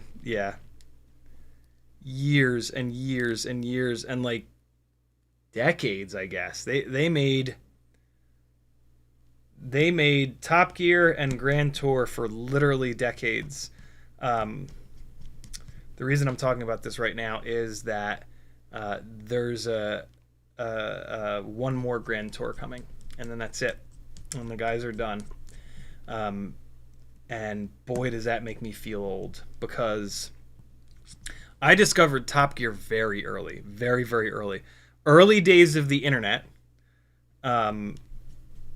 There was a video floating around from in this country of Jeremy Clarkson testing for the line that like you'll probably remember is testing Ferraris to destruction. How on earth do you get a job like this? And it's Jeremy Clarkson talking about Ferrari's in-house test car driver. And I believe he was driving a 550 Maranello, which is one of my favorite cars of all time. Front-engined V12 manual Ferrari. Grand touring style Ferrari. Big, comfy, but amazing. And it's got a fire suppression system, and the car overheats or something, and the fire suppression system goes off, and the hood blows up. Is the video that you're watching while Jeremy says those things. And yeah, I remember when I was in college when I saw that. So we're talking like 2000, 2001, 2002. And I remember seeing it and being like, oh my God, that's the funniest thing ever. I got to figure out what this is. And that was where my obsession with Top Gear began. I figured out that was Jeremy Clarkson, and that Top Gear was this show, and yada, yada, yada. And this is back in the days of, this is before torrents. This is back in the days of like Napster and that kind of shit. And I forget, it was Napster, which was like the audio torrents, right? And then there was, what was right after Napster that introduced video to the mix? What was that called? I forget what it was, but whatever that was, with enough digging, you were able to... LimeWire, that's it. Good call. LimeWire. Yep. FL Engineer says, not gonna lie, got misty-eyed watching Grand Tour last night. Was it on last night? I didn't watch it. I didn't pay attention to the release date. Is it out? Is it up? And yeah, that is where I was already obsessed with cars. And yeah, that was where my obsession with Top Gear and those three guys. I mean, it's yeah, Clarkson, Hammond, and May. You guys know, they're just mega, absolutely mega. Just three friends that their chemistry, just everything about them was just hysterical. And they made something phenomenal. And like one of my favorite things about them that not a lot of people know is that if they were going to work on car-related content, they were a 3-person package, or it was either all three of them or it was none of them. And that's one of the reasons they stayed together so long. Like they realized that their chemistry is like the brand. It is, their chemistry together is the magic. And and they got lots of offers over the years individually to do car-related stuff, and they just wouldn't. And they would say like, sure, if you want to hire all three of us will do it, but we're a package deal. And they stayed a package deal forever, even when Jeremy punched his producer in the face and got fired. The BBC wanted to just fire Jeremy, and the other two were like, nope. It's all of us or none of us. and it ended up being none of them, but still, yeah, that is like such a defining thing. I mean, like, A, it's brilliant that they were able to realize that, but B, like, they were, they stuck up for each other. It wasn't just like a business decision. It was like, no, like, we are a team. And yeah, each one of them individually could have made way more money not sticking together like that, and they would have probably done totally fine. And they have individually done stuff. Richard did Wipeout for many years. Each one of them have done phenomenal work individually, but not correlated work. They're incredible presenters. And so yeah, I've got a folder on a hard drive with almost 300 gigs of everything that I've ever been able to find that those three have done. And it's not super up to date. There's probably some newer stuff that I don't have in there, but it's pretty much everything.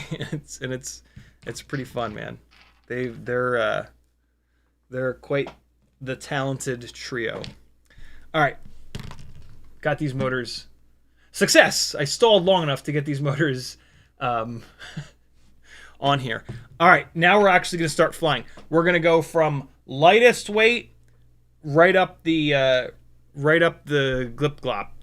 So first off, we're going to start with the 23 gram dry, I think it was, Jungle Gym Basher. This is a sort of a Jungle Gym Basher. This is a 2G4 AIO Mobula 6 canopy Runcam Nano 3.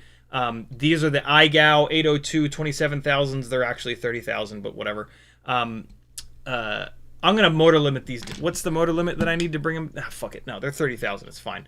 You'll live. GemFan 1610 props, Bt2.0, old school BetaFPV 450 mAh batteries, which are actually totally fine. These old 450s, if you can find these cheap, get them. I can't tell a difference between these and the Lavas or the Weebleeds. I think they're nice and flat, so I think they're folded cell.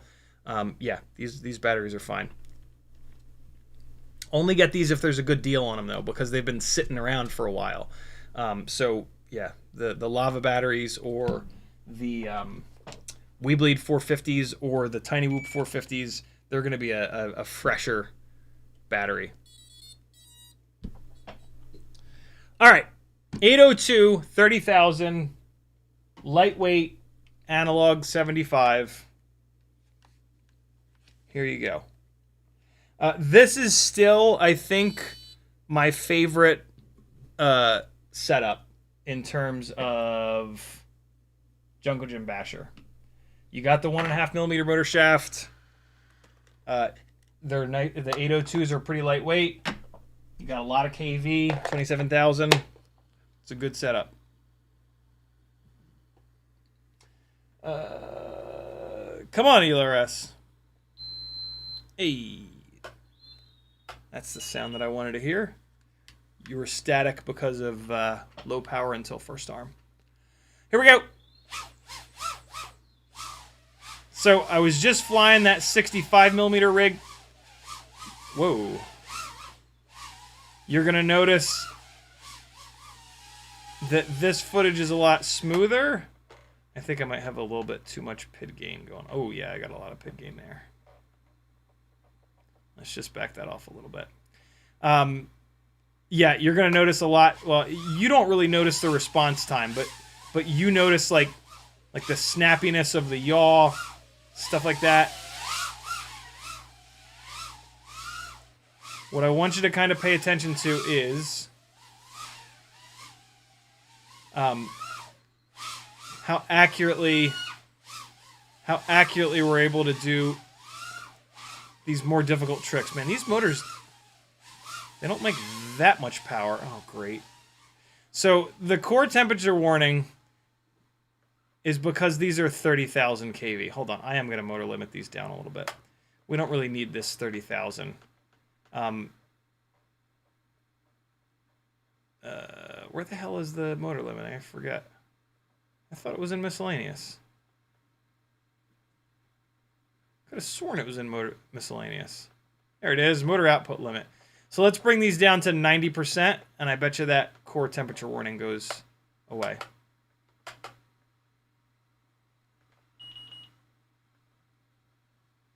riding that roof line. And it like, it's a little different, but it is not drastically different. 802s are your lightweight motor option for 75mm rigs. They're totally fine. They're not as good as the bigger motors in terms of like response time and flight flight characteristics and whatnot. But they're pretty good. And it's cool because you can get them in 1.5mm motor shaft. It's a different, it's a different flight style than 65s. You got to really be earlier. You got to be earlier on the throttle. You got to be earlier on the sticks. And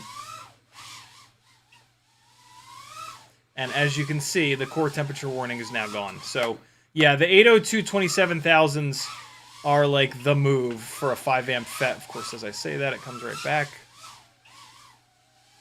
I can see some jello. These props are either banged up or these motors might be banged up. There's some wobbles and bobbles here and there. Yeah, this rig has been beaten hard and often. And so I'm not totally surprised. And as you can see, that core temperature warning is coming and going. It's not continuing to raise up. It's turning on when I really start to hammer on it and use a lot of full throttle. Runtime is pretty good. We're at like 2.5 minutes already.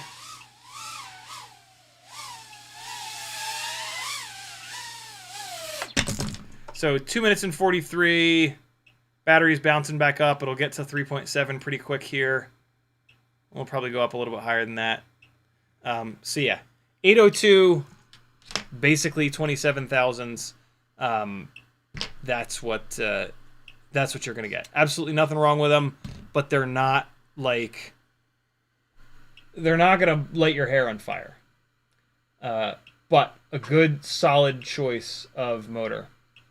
Plug them in, screw them down, and go. Next up, we're going to go to 1002 22,000s. Actually, hold on. Let me spin these motors up in my hand to see if I can feel that one of these propellers is banged up or one of these motors is maybe banged up. So this is a test that you should do every few batteries with a TinyWhoop as far as I'm concerned. Flip it into turtle mode, hold the quad in your hand, arm it, and just gently spin each motor up. The gyro needs to calibrate. It's pissed. Now we're good. Gently spin each motor up, individual motors. And just feel for the vibrations coming through your fingers. So, motor 2, that's fine. Motor 1 is not great. Motor 4 is fine. Both of the rear ones are a little banged up. It's motor 1. Motor 1, or the prop on motor 1 is banged up. And that's it. I was going to tell you the health of each one. Just spin each motor up. Don't spin it all the way up. You don't get any vibrations up top there. You get all the vibrations at like the lower RPMs. So just gently, just like you're hearing me doing. Just a little bit. This is full. This is where you want to be. Right? Not up here. That doesn't tell you anything. And you'll feel it when you spin it up. You'll feel that at low RPMs there's more vibration there. But yeah, the workhorse is our testing rig. Now we're going to go up to the RCinPower 1002 22,000s. And here we go. Different camera, different canopy, different VTX, heavier. This rig is significantly heavier. So it is at a disadvantage there, but the motors are significantly bigger. 1002 versus 802. Teleport FPV has tiny bags full of the black screws. He feels me. BAD says, black frames, you must have black screws. Else the whoop gods will strike you down first battery. FPV Unknown says, Mads Tech review on HdZero. Nice. I can't wait to watch that. I'll watch that after Jesse's. Morton Upshot says, I lived in Willingboro when I was a kid long ago. Very cool. Yeah, Willingboro was up in North Jersey. We used to, our jazz band used to always... No, wait, no. I guess Willingboro wasn't that far north. Our jazz band used to get our asses kicked by the Willingboro Jazz Band when I was in high school. McMucus says, are you familiar with the band Home Blitz from Princeton? I'm not. No. I was too young when I lived in Princeton. Titan says, would you recommend 36,000 kV or 40 for 65mm freestyle whoop? For most people, the 36s are probably all you'll ever need. It's an awful lot of power. All right, so instantaneous impressions are that these are obviously a lower kV motor. The hover point is higher, which is like such a dead giveaway. But okay, and so like the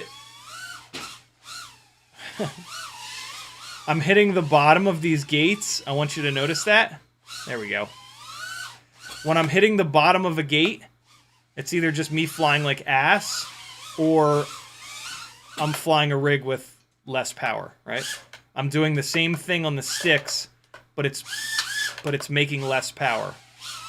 And so it's not getting up as high enough. So with these motors, what's interesting about these motors is that they're able to control the propeller better from like a grunt standpoint. And so they're able to change the speed of the propeller better, right? It's a bigger stator. This is like a 5-liter V8 versus a 3-liter V6, right? But without the KV, they don't. So these motors will spin up faster, but then they won't spin to as high of an RPM. So like, it's super interesting because like the response time kind of feels better. Like it feels more crispy here when I'm doing stuff because it's able to speed up the prop and slow down the prop a little bit quicker. But then what's super weird is that when you stay in the throttle, so like for example, right, on these moves like this, the response time is better. These are small movements. It's only accelerating the prop a little bit to do this, especially on yaw, right? Like look how snappy that is. But it doesn't have the higher KV.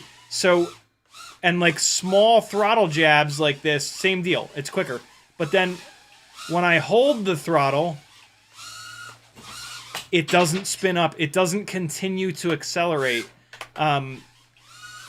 which is a super weird, like it's a super weird comparison between these two things. But it's a great comparison between them because the KV and the stator volume are two completely different things, and they show up in two completely different scenarios. And so, yeah. So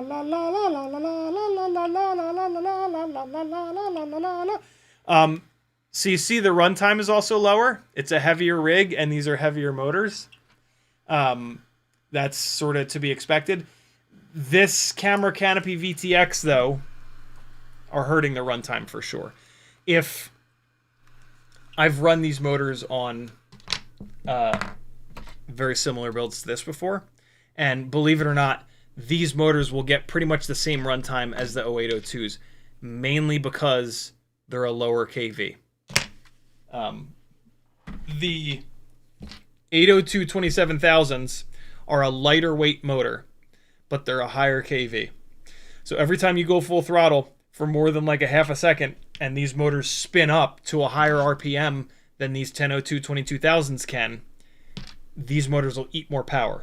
But then when you're just cruising around, these motors are lighter weight, so they'll use less power.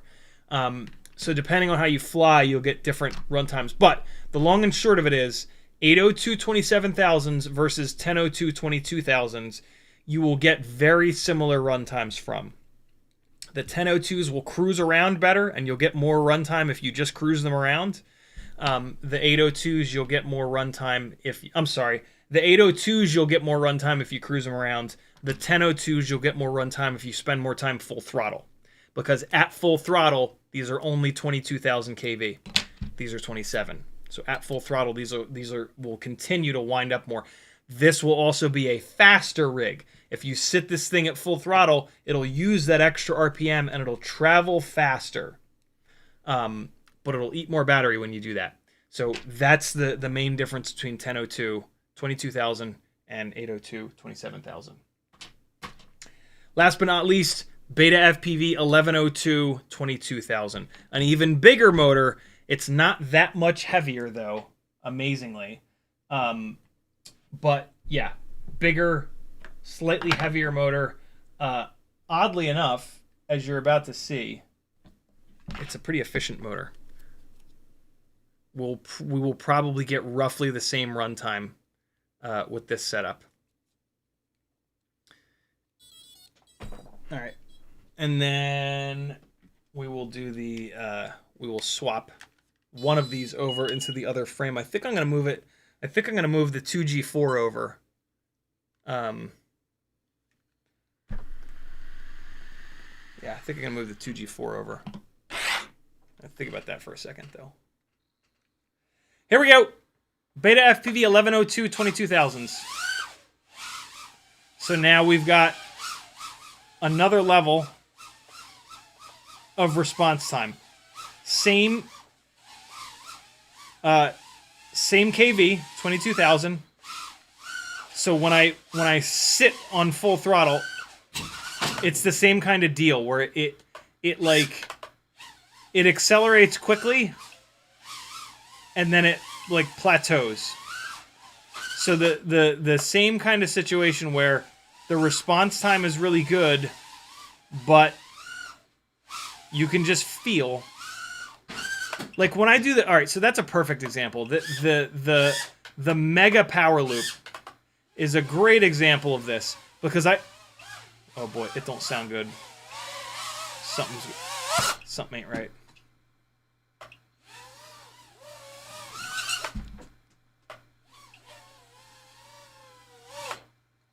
Something ain't right. Who hurt you, little guy? Who hurt you? It sounds terrible all of a sudden. Turtle mode! Arm it! Spin each motor up individually.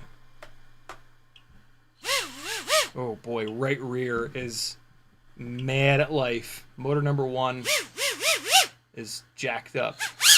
That's what it's supposed to sound like. Yeah, motor 1 is wrecked. What's happening with you? Is this a propeller problem or is this a motor problem? It's a propeller problem. The one blade is bent way up. Let's try to bend it back. Usually these don't love being bent back. Yeah, no. Not happy. Let's try that. That's a little bit better, but it's still... it's still upset with the world. We're just going to run it, though. I got it bent back straight enough where I don't think it's affecting the flight characteristics that much. You know, it's... No, it ain't happy.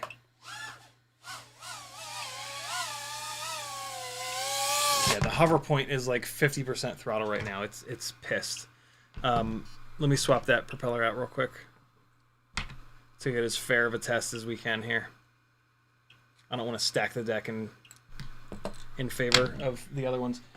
These are all 5 amp fatted ESCs, and as you can see, these lower kV motors are not hitting the ESC so hard that we're getting core temperature warnings, right? That's because of the kV. It's because these are lower kV motors. Is every single propeller in here clockwise? Only when I need a counterclock. There we go. All right, fresh propeller going on. Although, hold on, let me drill it out a little bit. Okay, good to go. And, all right. One more second, you guys will have video back. There we go.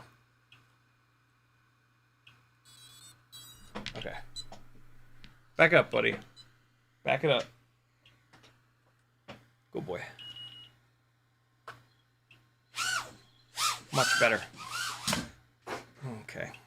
Great.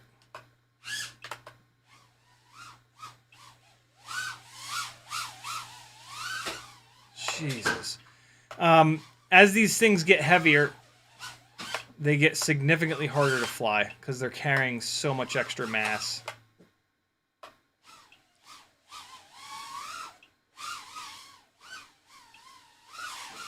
Oh my God.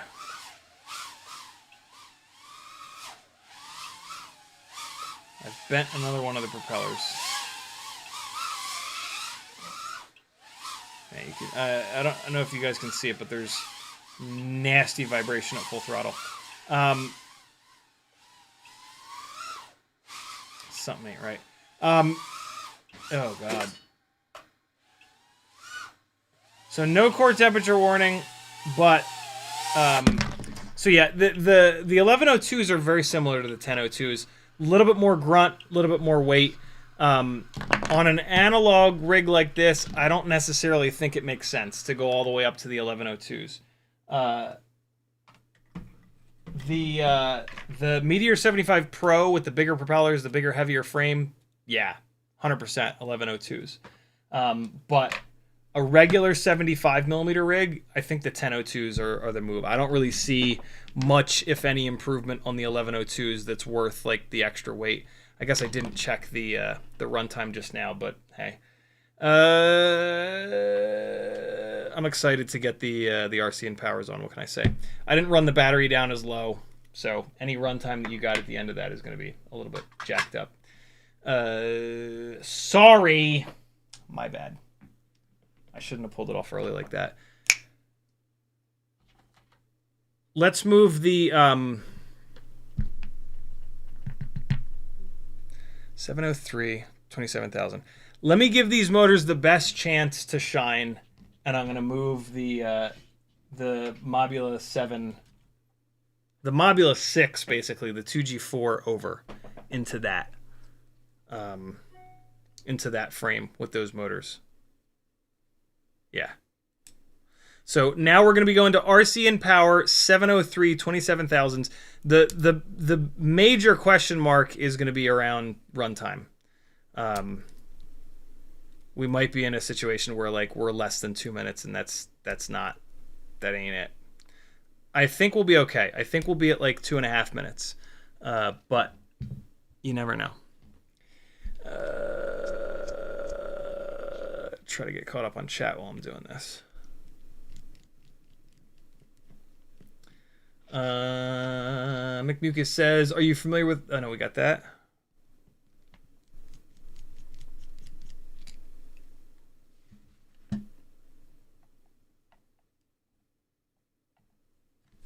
Render says, "I legitimately keep my longer black screws for everything and chuck them in my lathe and make them shorter for the cockroach." Oh my God, that's awesome. Stop doing that though. I have a ton of those shorter black cockroach screws. Yeah, I'll gladly sell you a bunch. I've been throwing them in to give away packages because I have so many of them. Newbie Drone has sent me a lot of those frames. Very, very kind of them. All right, here comes the 2G4. I also am doing it this way because this 2G4 was giving me the core temperature warnings. So it might be like a more beat up, older AIO than the BetaFPV cross style ones that are in those other two builds I just flew. And I want to know that. I want to know if these motors are causing a core temperature warning. even if it's a beat-up AIO. It was giving me that core temperature warning here and there for the 0702, for the 0802 32,000s. And so I'm super curious if it's going to be better or worse on these 703 27,000s. So let's find out. Get in there. All right, motor plug is through. Sorry, not motor plug, battery plug. And dropping it down onto the posts. There we go. I had this thought the other day. Check this out. TinyWhooping is the future of FPV.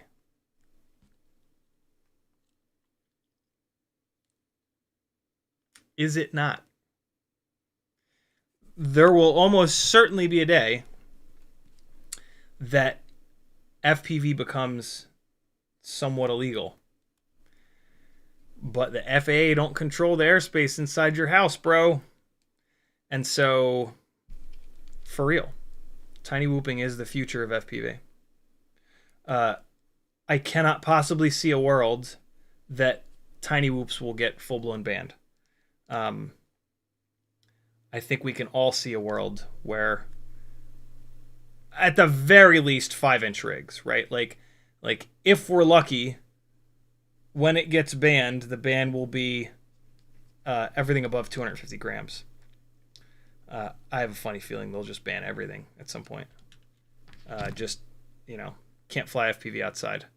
Too many delivery drones in the airspace, or something really bad happened.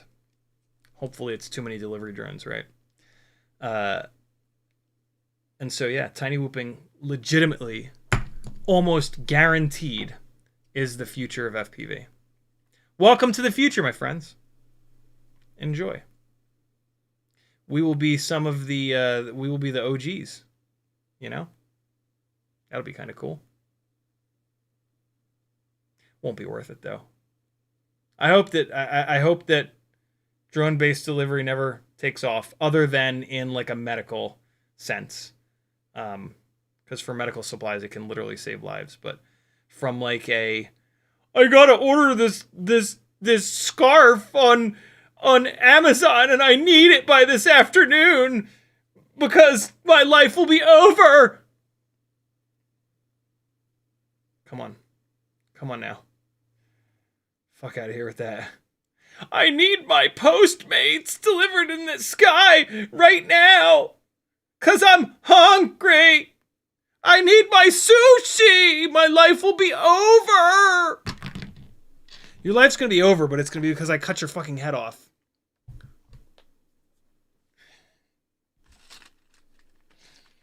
I am gonna run this on the HQ ultralight. No. I'm very tempted to run it on the HQ ultralight biblades because it's a 1mm motor shaft. Let's get the advantage from the 1mm motor shaft. But I am very curious to just compare these motors to the other ones that I just tested. So I'm actually not going to do that right now. I am going to do that after this stream, almost certainly. But for right now, I'm going to run them on 1mm motor shaft Gemfan 1610s to totally level the playing field and compare motors to motors, rather than comparing best case scenario to best case scenario. I really hope that at some point, well, those don't really fit on there all that well. I really hope that at some point HQ comes out with this 1.6 inch rather ultralight biblade in 1.5mm motor shaft. Boy, would that be nice. Wow. These motor shafts might be slightly undersized because these props are just falling onto them. Let me try some slightly more fresh 1610s. Nope. Wow, they just fall onto those, huh? Okay. Hold on. So when a propeller is too loose for a motor shaft, here's how you fix it. Which I just did, and it made it a little bit better, but I got to do it again. Sometimes you have to do this 2 or 3 times. Take your least favorite sharp-tipped tweezers and put them diagonally into the hole in the propeller and just scrape it around. What you're trying to do is dig into the plastic, because when you dig into plastic on the left and right of what you're digging into, it's going to raise the plastic. And that's what you're trying to do here. So you're making it worse where you're digging in, but you're making it better on the sides of that spot that you're digging in. You know, the material has to go somewhere. Plastic is a pretty dense material. Just be careful when you're doing that to not let it fall out and stab you in the finger. It hurts like hell. And so now we're good. That'll hold on just enough. But yeah, I will say that these RCinPower motor shafts seem to be ever so slightly smaller than 1mm, because these props here were on another motor. I'm going to guess these were on the VCI 0703 that I flew a bunch. And so, yeah, that works really well. Again, sometimes you have to do it a couple times. Just, man, I have to do it again on that one. There should be a little bit of resistance when you put the propeller down on the motor shaft. If there's like too little resistance, it's just going to pop off. So there is this sort of sweet spot. You should never be like really muscling a propeller down, though, onto a motor. That is a great way to ruin that motor. Okay. That's a little bit better, but that's still probably too loose. I'm going to keep going. You do have to push kind of hard on the fine tip tweezers. As hard as you dare. Because, boy, does it hurt and bleed when they pop out of there and stab you.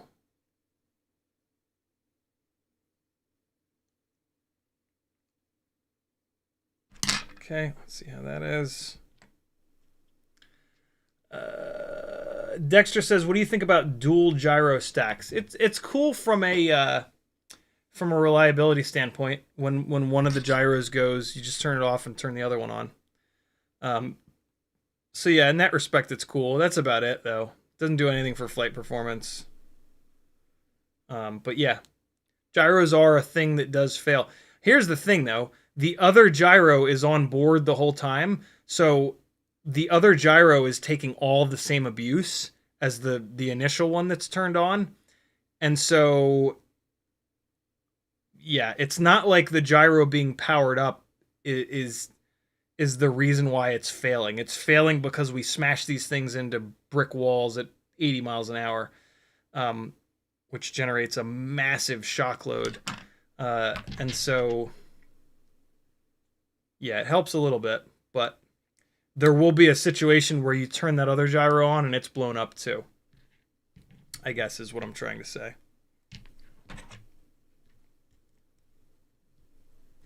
So like if there were 2 flight controllers, one with 1 gyro, one with 2 gyros, and the one with 2 gyros was like $20 more expensive, I would not spend the extra $20 on it. If it was like a $5 difference, yeah, okay. But I would not spend 15, 20, 25 extra dollars on a flight controller with a second gyro.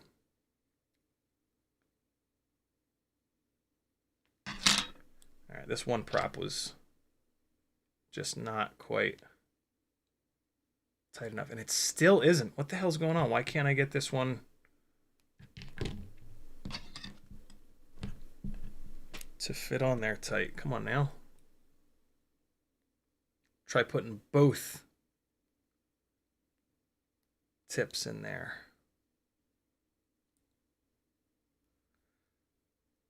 Your other option is to take like a pin and put the tiniest little bit of super glue inside of the prop hole and then let it dry. You got to let it dry. Don't super glue the props onto the motors. You will not have a good day getting them off. But yeah, the residue from the super glue is like this, and so it kind of grabs and it gives it that grip that it needs. The only problem with doing that is you take that prop off and on a couple times, it'll push all that super glue residue out and you have to do it all over again. I'm going to get this into Betaflight and get these motors spinning in the right direction, and then we will fly the RCinPower 0703 27,000 kV. Murders. Murderous murders.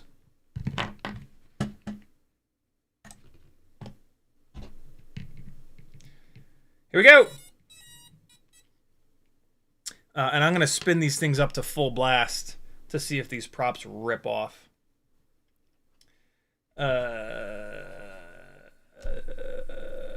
Zoe says, I did an empty load test, no prop, max throttle on Betaflight with 30,000 kV 802 TinyWhoop motors, reached 83,000 RPM max on all four. When I just swapped to RCinPower, I got the same RPM. Yep, that is because the ESC cannot spin the motors up to 8-bit ESCs, which is what all TinyWhoops have, cannot spin the motors up beyond that 83,000. You have to do the test with the props on to bring the RPM down. We can't test these motors unloaded on an 8-bit ESC. All right, let's get these guys spinning in the right direction. 1 is wrong. 2 is wrong. They're all going to be wrong. 3 is wrong. They're all wrong. But now, they're all still wrong. Fuck! This AIO, for some reason, does not reverse the motors. It's on Betaflight 4.5 and everything. It should be fine, but it's not. I don't understand it. It makes no sense at all. But there's not a whole hell of a lot I can do about it. So, I will have to reverse them the old school way. Alright.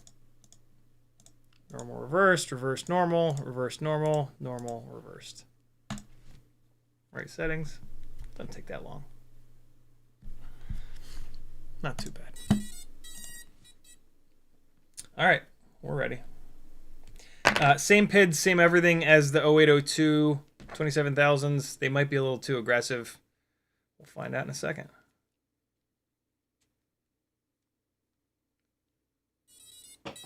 Here we go, my friends. RCinPower 703 27,000s on a 75mm rig.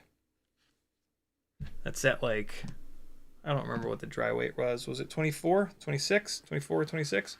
Elias says, do Walksnail's 65mm bind and flies even exist? I wouldn't think so. FPV Unknown says Walksnail sucks. Not true. Walksnail is an amazing video system. Is it perfect? Nope. Is anything in FPV perfect? Nope. Why don't I have video? That's odd. Oh. Low power until first arm. Of course. Wrong module. Right module. Here we go.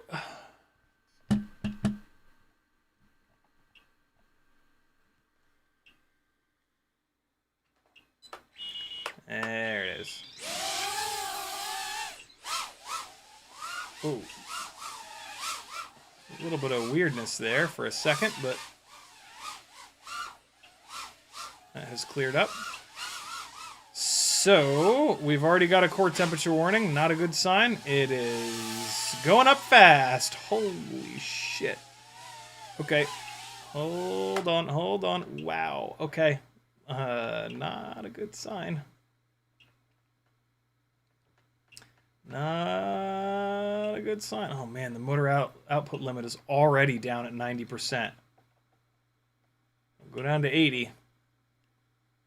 Back up, buddy. Thank you. All right, let's just chill for a second. Oh boy, there's a whole bunch of jello happening. Nope, it's getting hot again. Oh, it's getting way too hot. Okay, nope. Nope, nope, nope, nope, nope, nope, nope, nope, nope, nope, nope, nope. That's a big no. Let me make sure these props are balanced, somewhat balanced. I'm in turtle mode here. Water 1's fine. 2's got a little bit, but 3 is fine.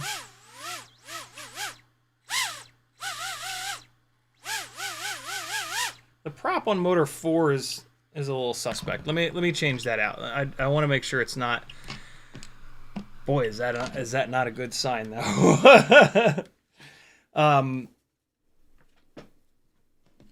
Yikes. Okay. Well, not looking great for these motors. High left clockwise. Let's take this prop out of here. Oh, that's like a fresh prop there. I'm not going to butcher that name. Thanks for the subscription. Name that us cheeseburger-eating hot dog Americans can't pronounce. Thank you, dude. Welcome to the madness. Let's see if this prop is going to stay on. I think it's fine. There's a brand new propeller on that motor 4 that was a little suspect. Let's give it a little feel. That's better. Now I can really tell how out of balance the propeller on motor 2 is, though. But that was the worst offender, so let's put it back up in the air and see what's going on with the core temperature warning.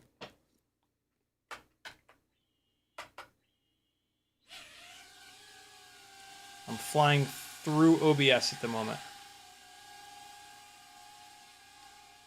Come on, goggles. Yeah! All right. Nope, it's coming back up.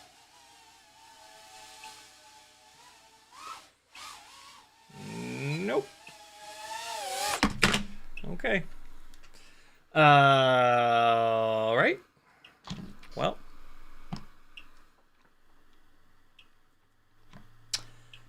They also don't seem to make all that much power. They're not that bad. Here's what I'll say about them.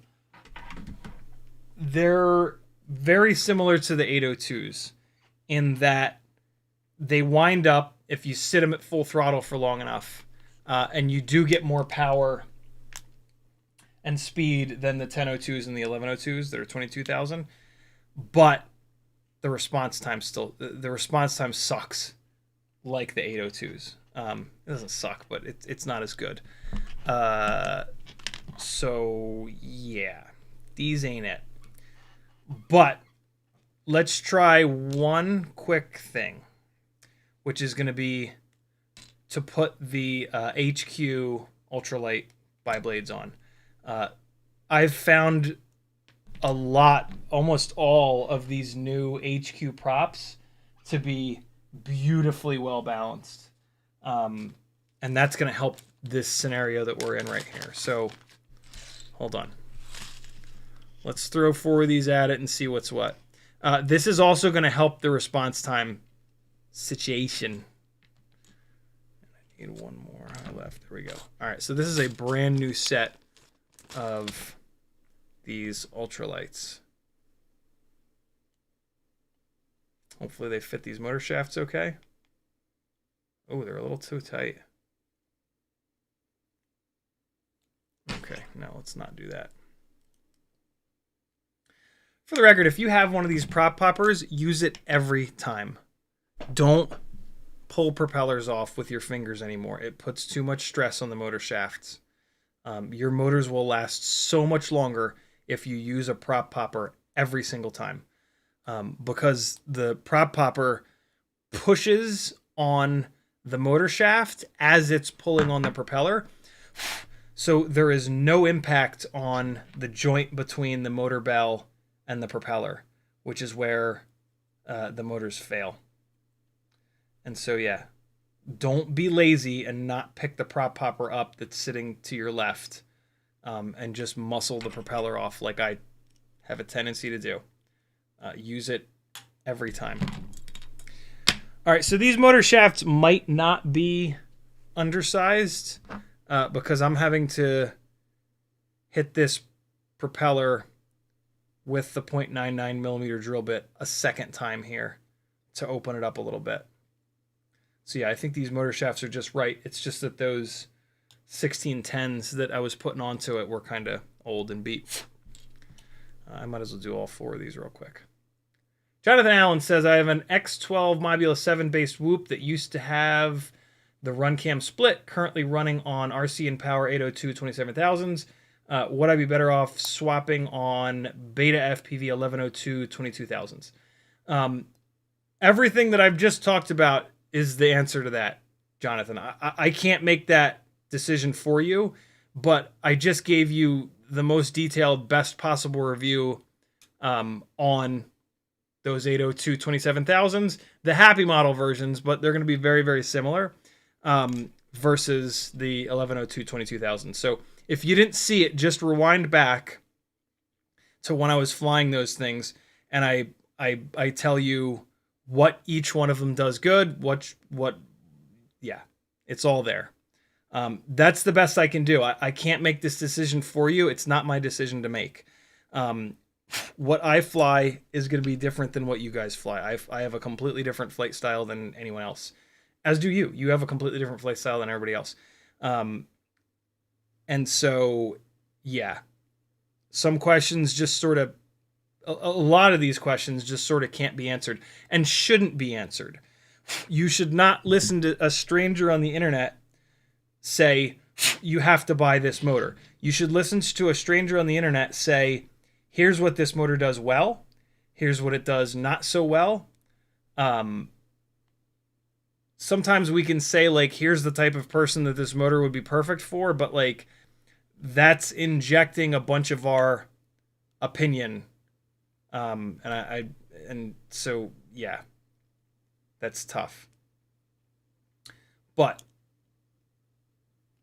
rewind a little bit, and I reviewed a very similar 0802 27000. Your RCinPower 802 27000 probably makes a little bit more power than the Happy Model one, a little bit less runtime, a little bit more power. But I was actually running the 30,000 kV 802, so it's probably super similar. Here you go. HQ Ultralight buys. This will be better. The response time will be better. Power might even be better because it's going to let them spin up a little bit quicker because they're lighter. And they're going to be better balanced, so they might not get that core temperature warning going. But let's see. Man, they're quieter. Jesus. Well, also, I have these motor limited down. I'm going to take that motor limit off. Let me go put these at 100%. Because 27,000 kV is awesome for these 75 millimeter rigs. There's the motor out limit. All right, let's push it all the way up to 100. There we go. Okay.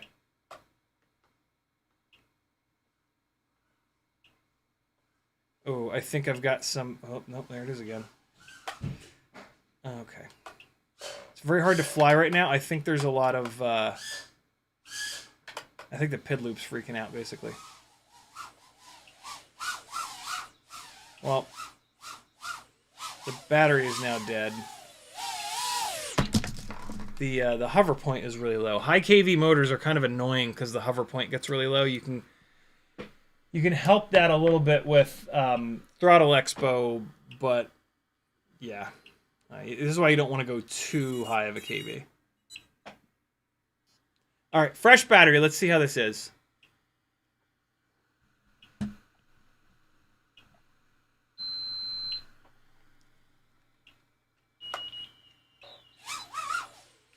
Ooh, there we go.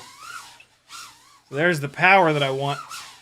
Oh, there's the response time that I want too. There's the core temperature warning that I don't want, though.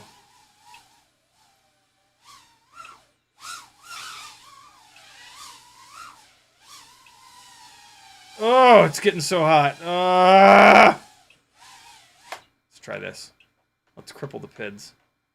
Easiest way to cripple the PIDs is just to grab the master multiplier and just pull it way the hell down.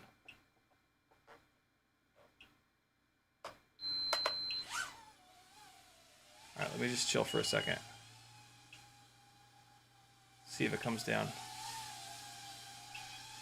Nope, still going up.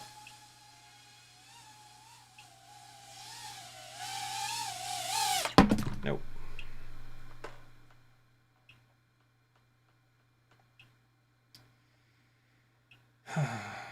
Man.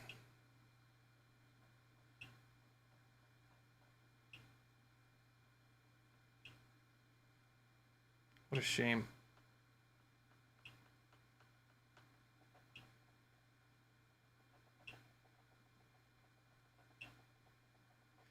On an X12, this would probably be fine.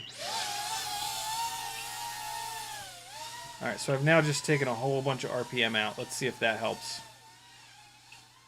Nope. Wow. Okay, well, can't run them on a 5 amp AIO. That's for damn sure. I don't have any AIOs that are north of 5 amps, so I can't test these any further until I get the replacement, until I get the X12 to replace the stupid HDLRC Spectre ESCs. But absolutely no shot running these RCinPower 703 27000s on a 5 amp AIO.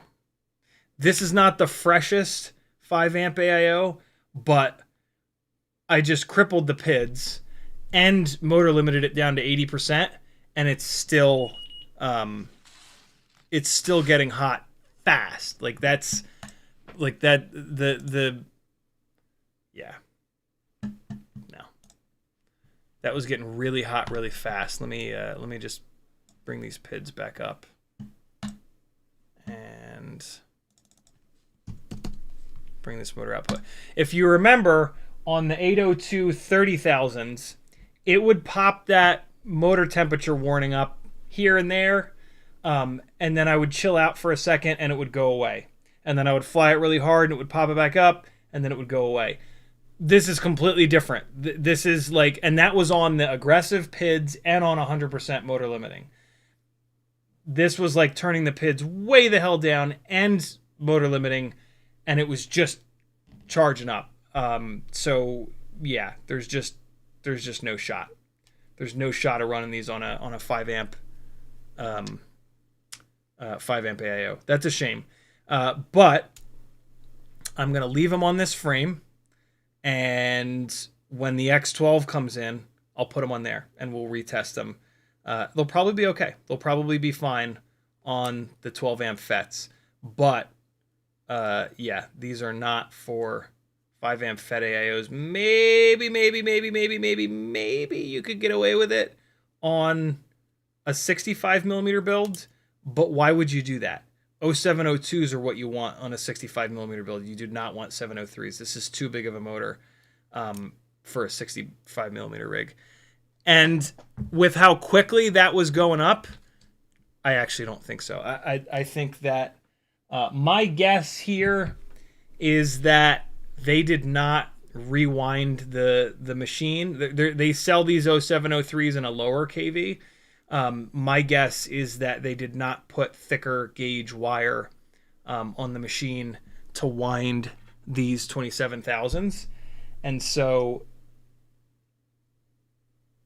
yeah, I mean, I'm looking at the stator poles, and there's obviously like some extra room for additional windings. They do not look optimized for this KV. They might be. It's hard to tell. But yeah, no. This is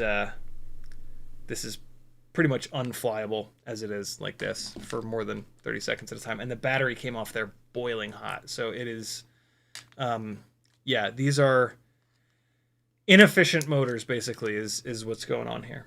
And that lack of efficiency is just eating battery power and turning it into heat. And I've heard that about these. The VCI and these RCinPower 0703s, the prevailing review from people that have tried them is that they make great power, but they're not efficient at all. And there's a point of lack of efficiency where you get these core temperature warnings on the 5 amp FETs.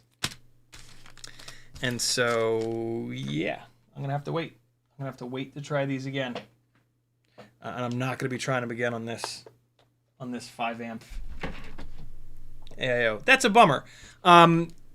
For like the 15 seconds that I got to fly them at 100% motor output limiting with the PIDs cranked up, they felt a lot like the VCI 0703 27000s, but with a little bit more power, which is kind of great because that was my one complaint about the VCIs is they just didn't have quite enough power. So on the X12, these motors actually might be really good, but on a 5 amp, they're a no-go. That was fresh propellers. This is a fresh frame. Yeah, this 2G4 is a little bit older, but no, I can almost guarantee you that I could swap this for one of the much newer BetaFPV crosses with this wacky little setup, and it would still do the same thing. I've done that test back and forth a couple times, and it's this particular 2G4 is a little bit more sensitive, but it's not that much more. So yeah, that's a shame. But we'll see. That X12 will come in and we'll give it another shot. Dexter says some companies like HackRC say things like using high quality Japanese Murata capacitors in their flight controller ESC. Is that a thing everyone should look into? Will it make the filtration and the gyro better? Nope.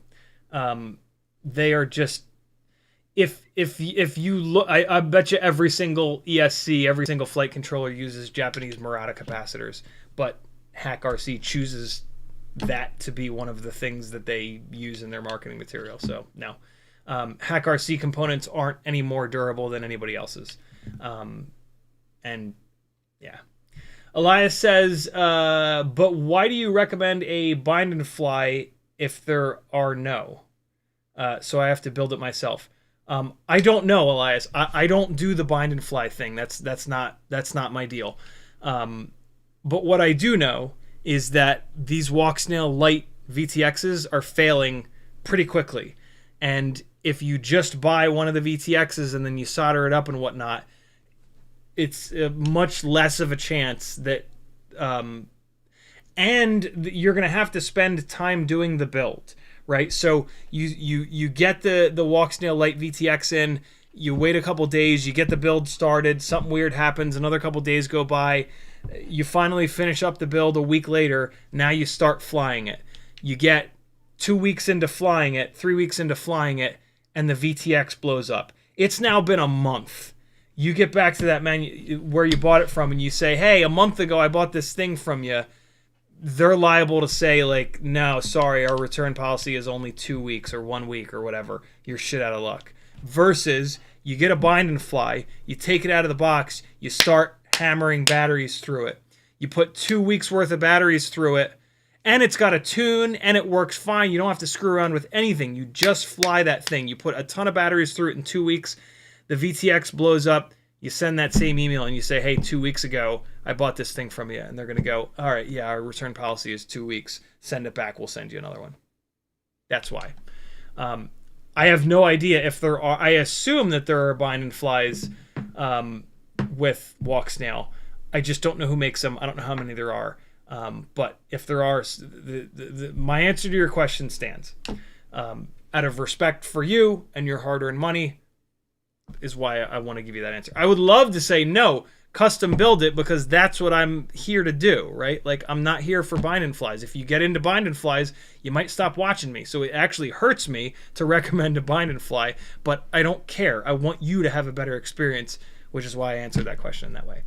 I I hope that makes sense. Tiny Shark says, do you think a sub 90 gram 2S 2.5 inch analog with 1103 8000 kV motors is too light? I have no idea, man. I don't really fly those kinds of rigs. So I would just be like taking a guess, and I really try not to do that. Try to find other people that have similar builds to that, and see how they fly and figure it out for yourself. If something is too light, you can always put a bigger battery on it, and that'll make it heavier. I will say that. Jonathan Allen says, join late, we'll rewind and watch. I have both, so I may try as well. Nice. Teleport FPV says, seems to fly really stable despite the heat buildup. That's from the good response time that these motors have. These motors make good power, and power helps with response time. These motors are also narrow, right? 0703. That's like a 2.5 to 1 ratio. That's a motor that's pretty narrow. A narrow motor is going to spin up and slow down very quickly. And so those things are all helping it. But those narrow motors also don't shed heat. They don't have enough of the bell in the airflow to shed heat. But I think there's more than just that going on. But we'll find out. Once I get that X12, if it still does this core temperature shit on the X12, then these motors are a no-go top to bottom. But I doubt it'll do that. Titan says, should I get the Firefly TinyWhoop motors or Weebleed 40,000s and limit it down? That's on you, brother. I can't answer that for you. The Weebleed 40,000s are ridiculous. The Firefly 36,000s are still a lot. But yeah. I don't know what else you have. I don't know what other TinyWhoops you've flown. I don't know what other KVs you've flown. So me answering that question is just me doing this. And I try really hard not to do that. I try to answer questions in a way that actually helps you rather than just makes me look like a smart person on the internet.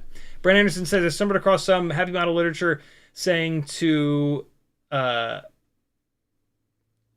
tune at 2K PID loops, less processing power, maybe less heat. I've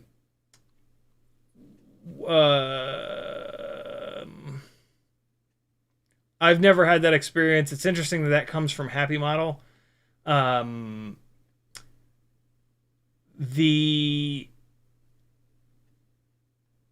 I don't know. 2K PID loops is going to make the flight performance worse, though. And there are setups that run totally fine on 4K. So, yeah, I don't know about that. Zoe says, is there a Betaflight CLI command to see the dead time of the ESC? I don't think so. I don't know a lot about ESC dead time, though. It's not something that's really been much of a thing to think about or deal with. So, yeah, I've never really dove into it. But I don't think there is. I could totally be wrong, though. Wow. It's 5:45. That's a long live stream. No wonder I'm so hungry. Thanks for hanging, friends. Unfortunately, these motors are just, they're not going to work out on a 5 amp AIO. Maybe on a 12 amp. I'll get back to you. I have another email into GetFPV saying they offered me a third Spectre 10 amp, and I said hell no. It's going to be an X12, and I need to order a Walksnail light. They probably already got back to me. I'm behind on my emails. So yeah, I'll have an X12 within the next week or so, and we will give this another shot.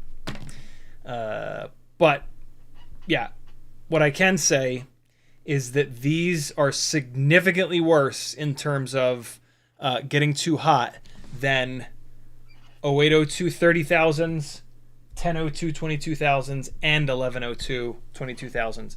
But the flight characteristics, I think, are better than all of those, which makes sense. Power makes heat. And so, yeah, these fly great, but we got to find an ESC flight controller AIO that can handle them. So, last question of the live stream from Dexter. He says, will there be a big difference between T-Motor F1404 3800s versus 46,000s power and efficiency wise, a Kuvi Pro 2.5 inch?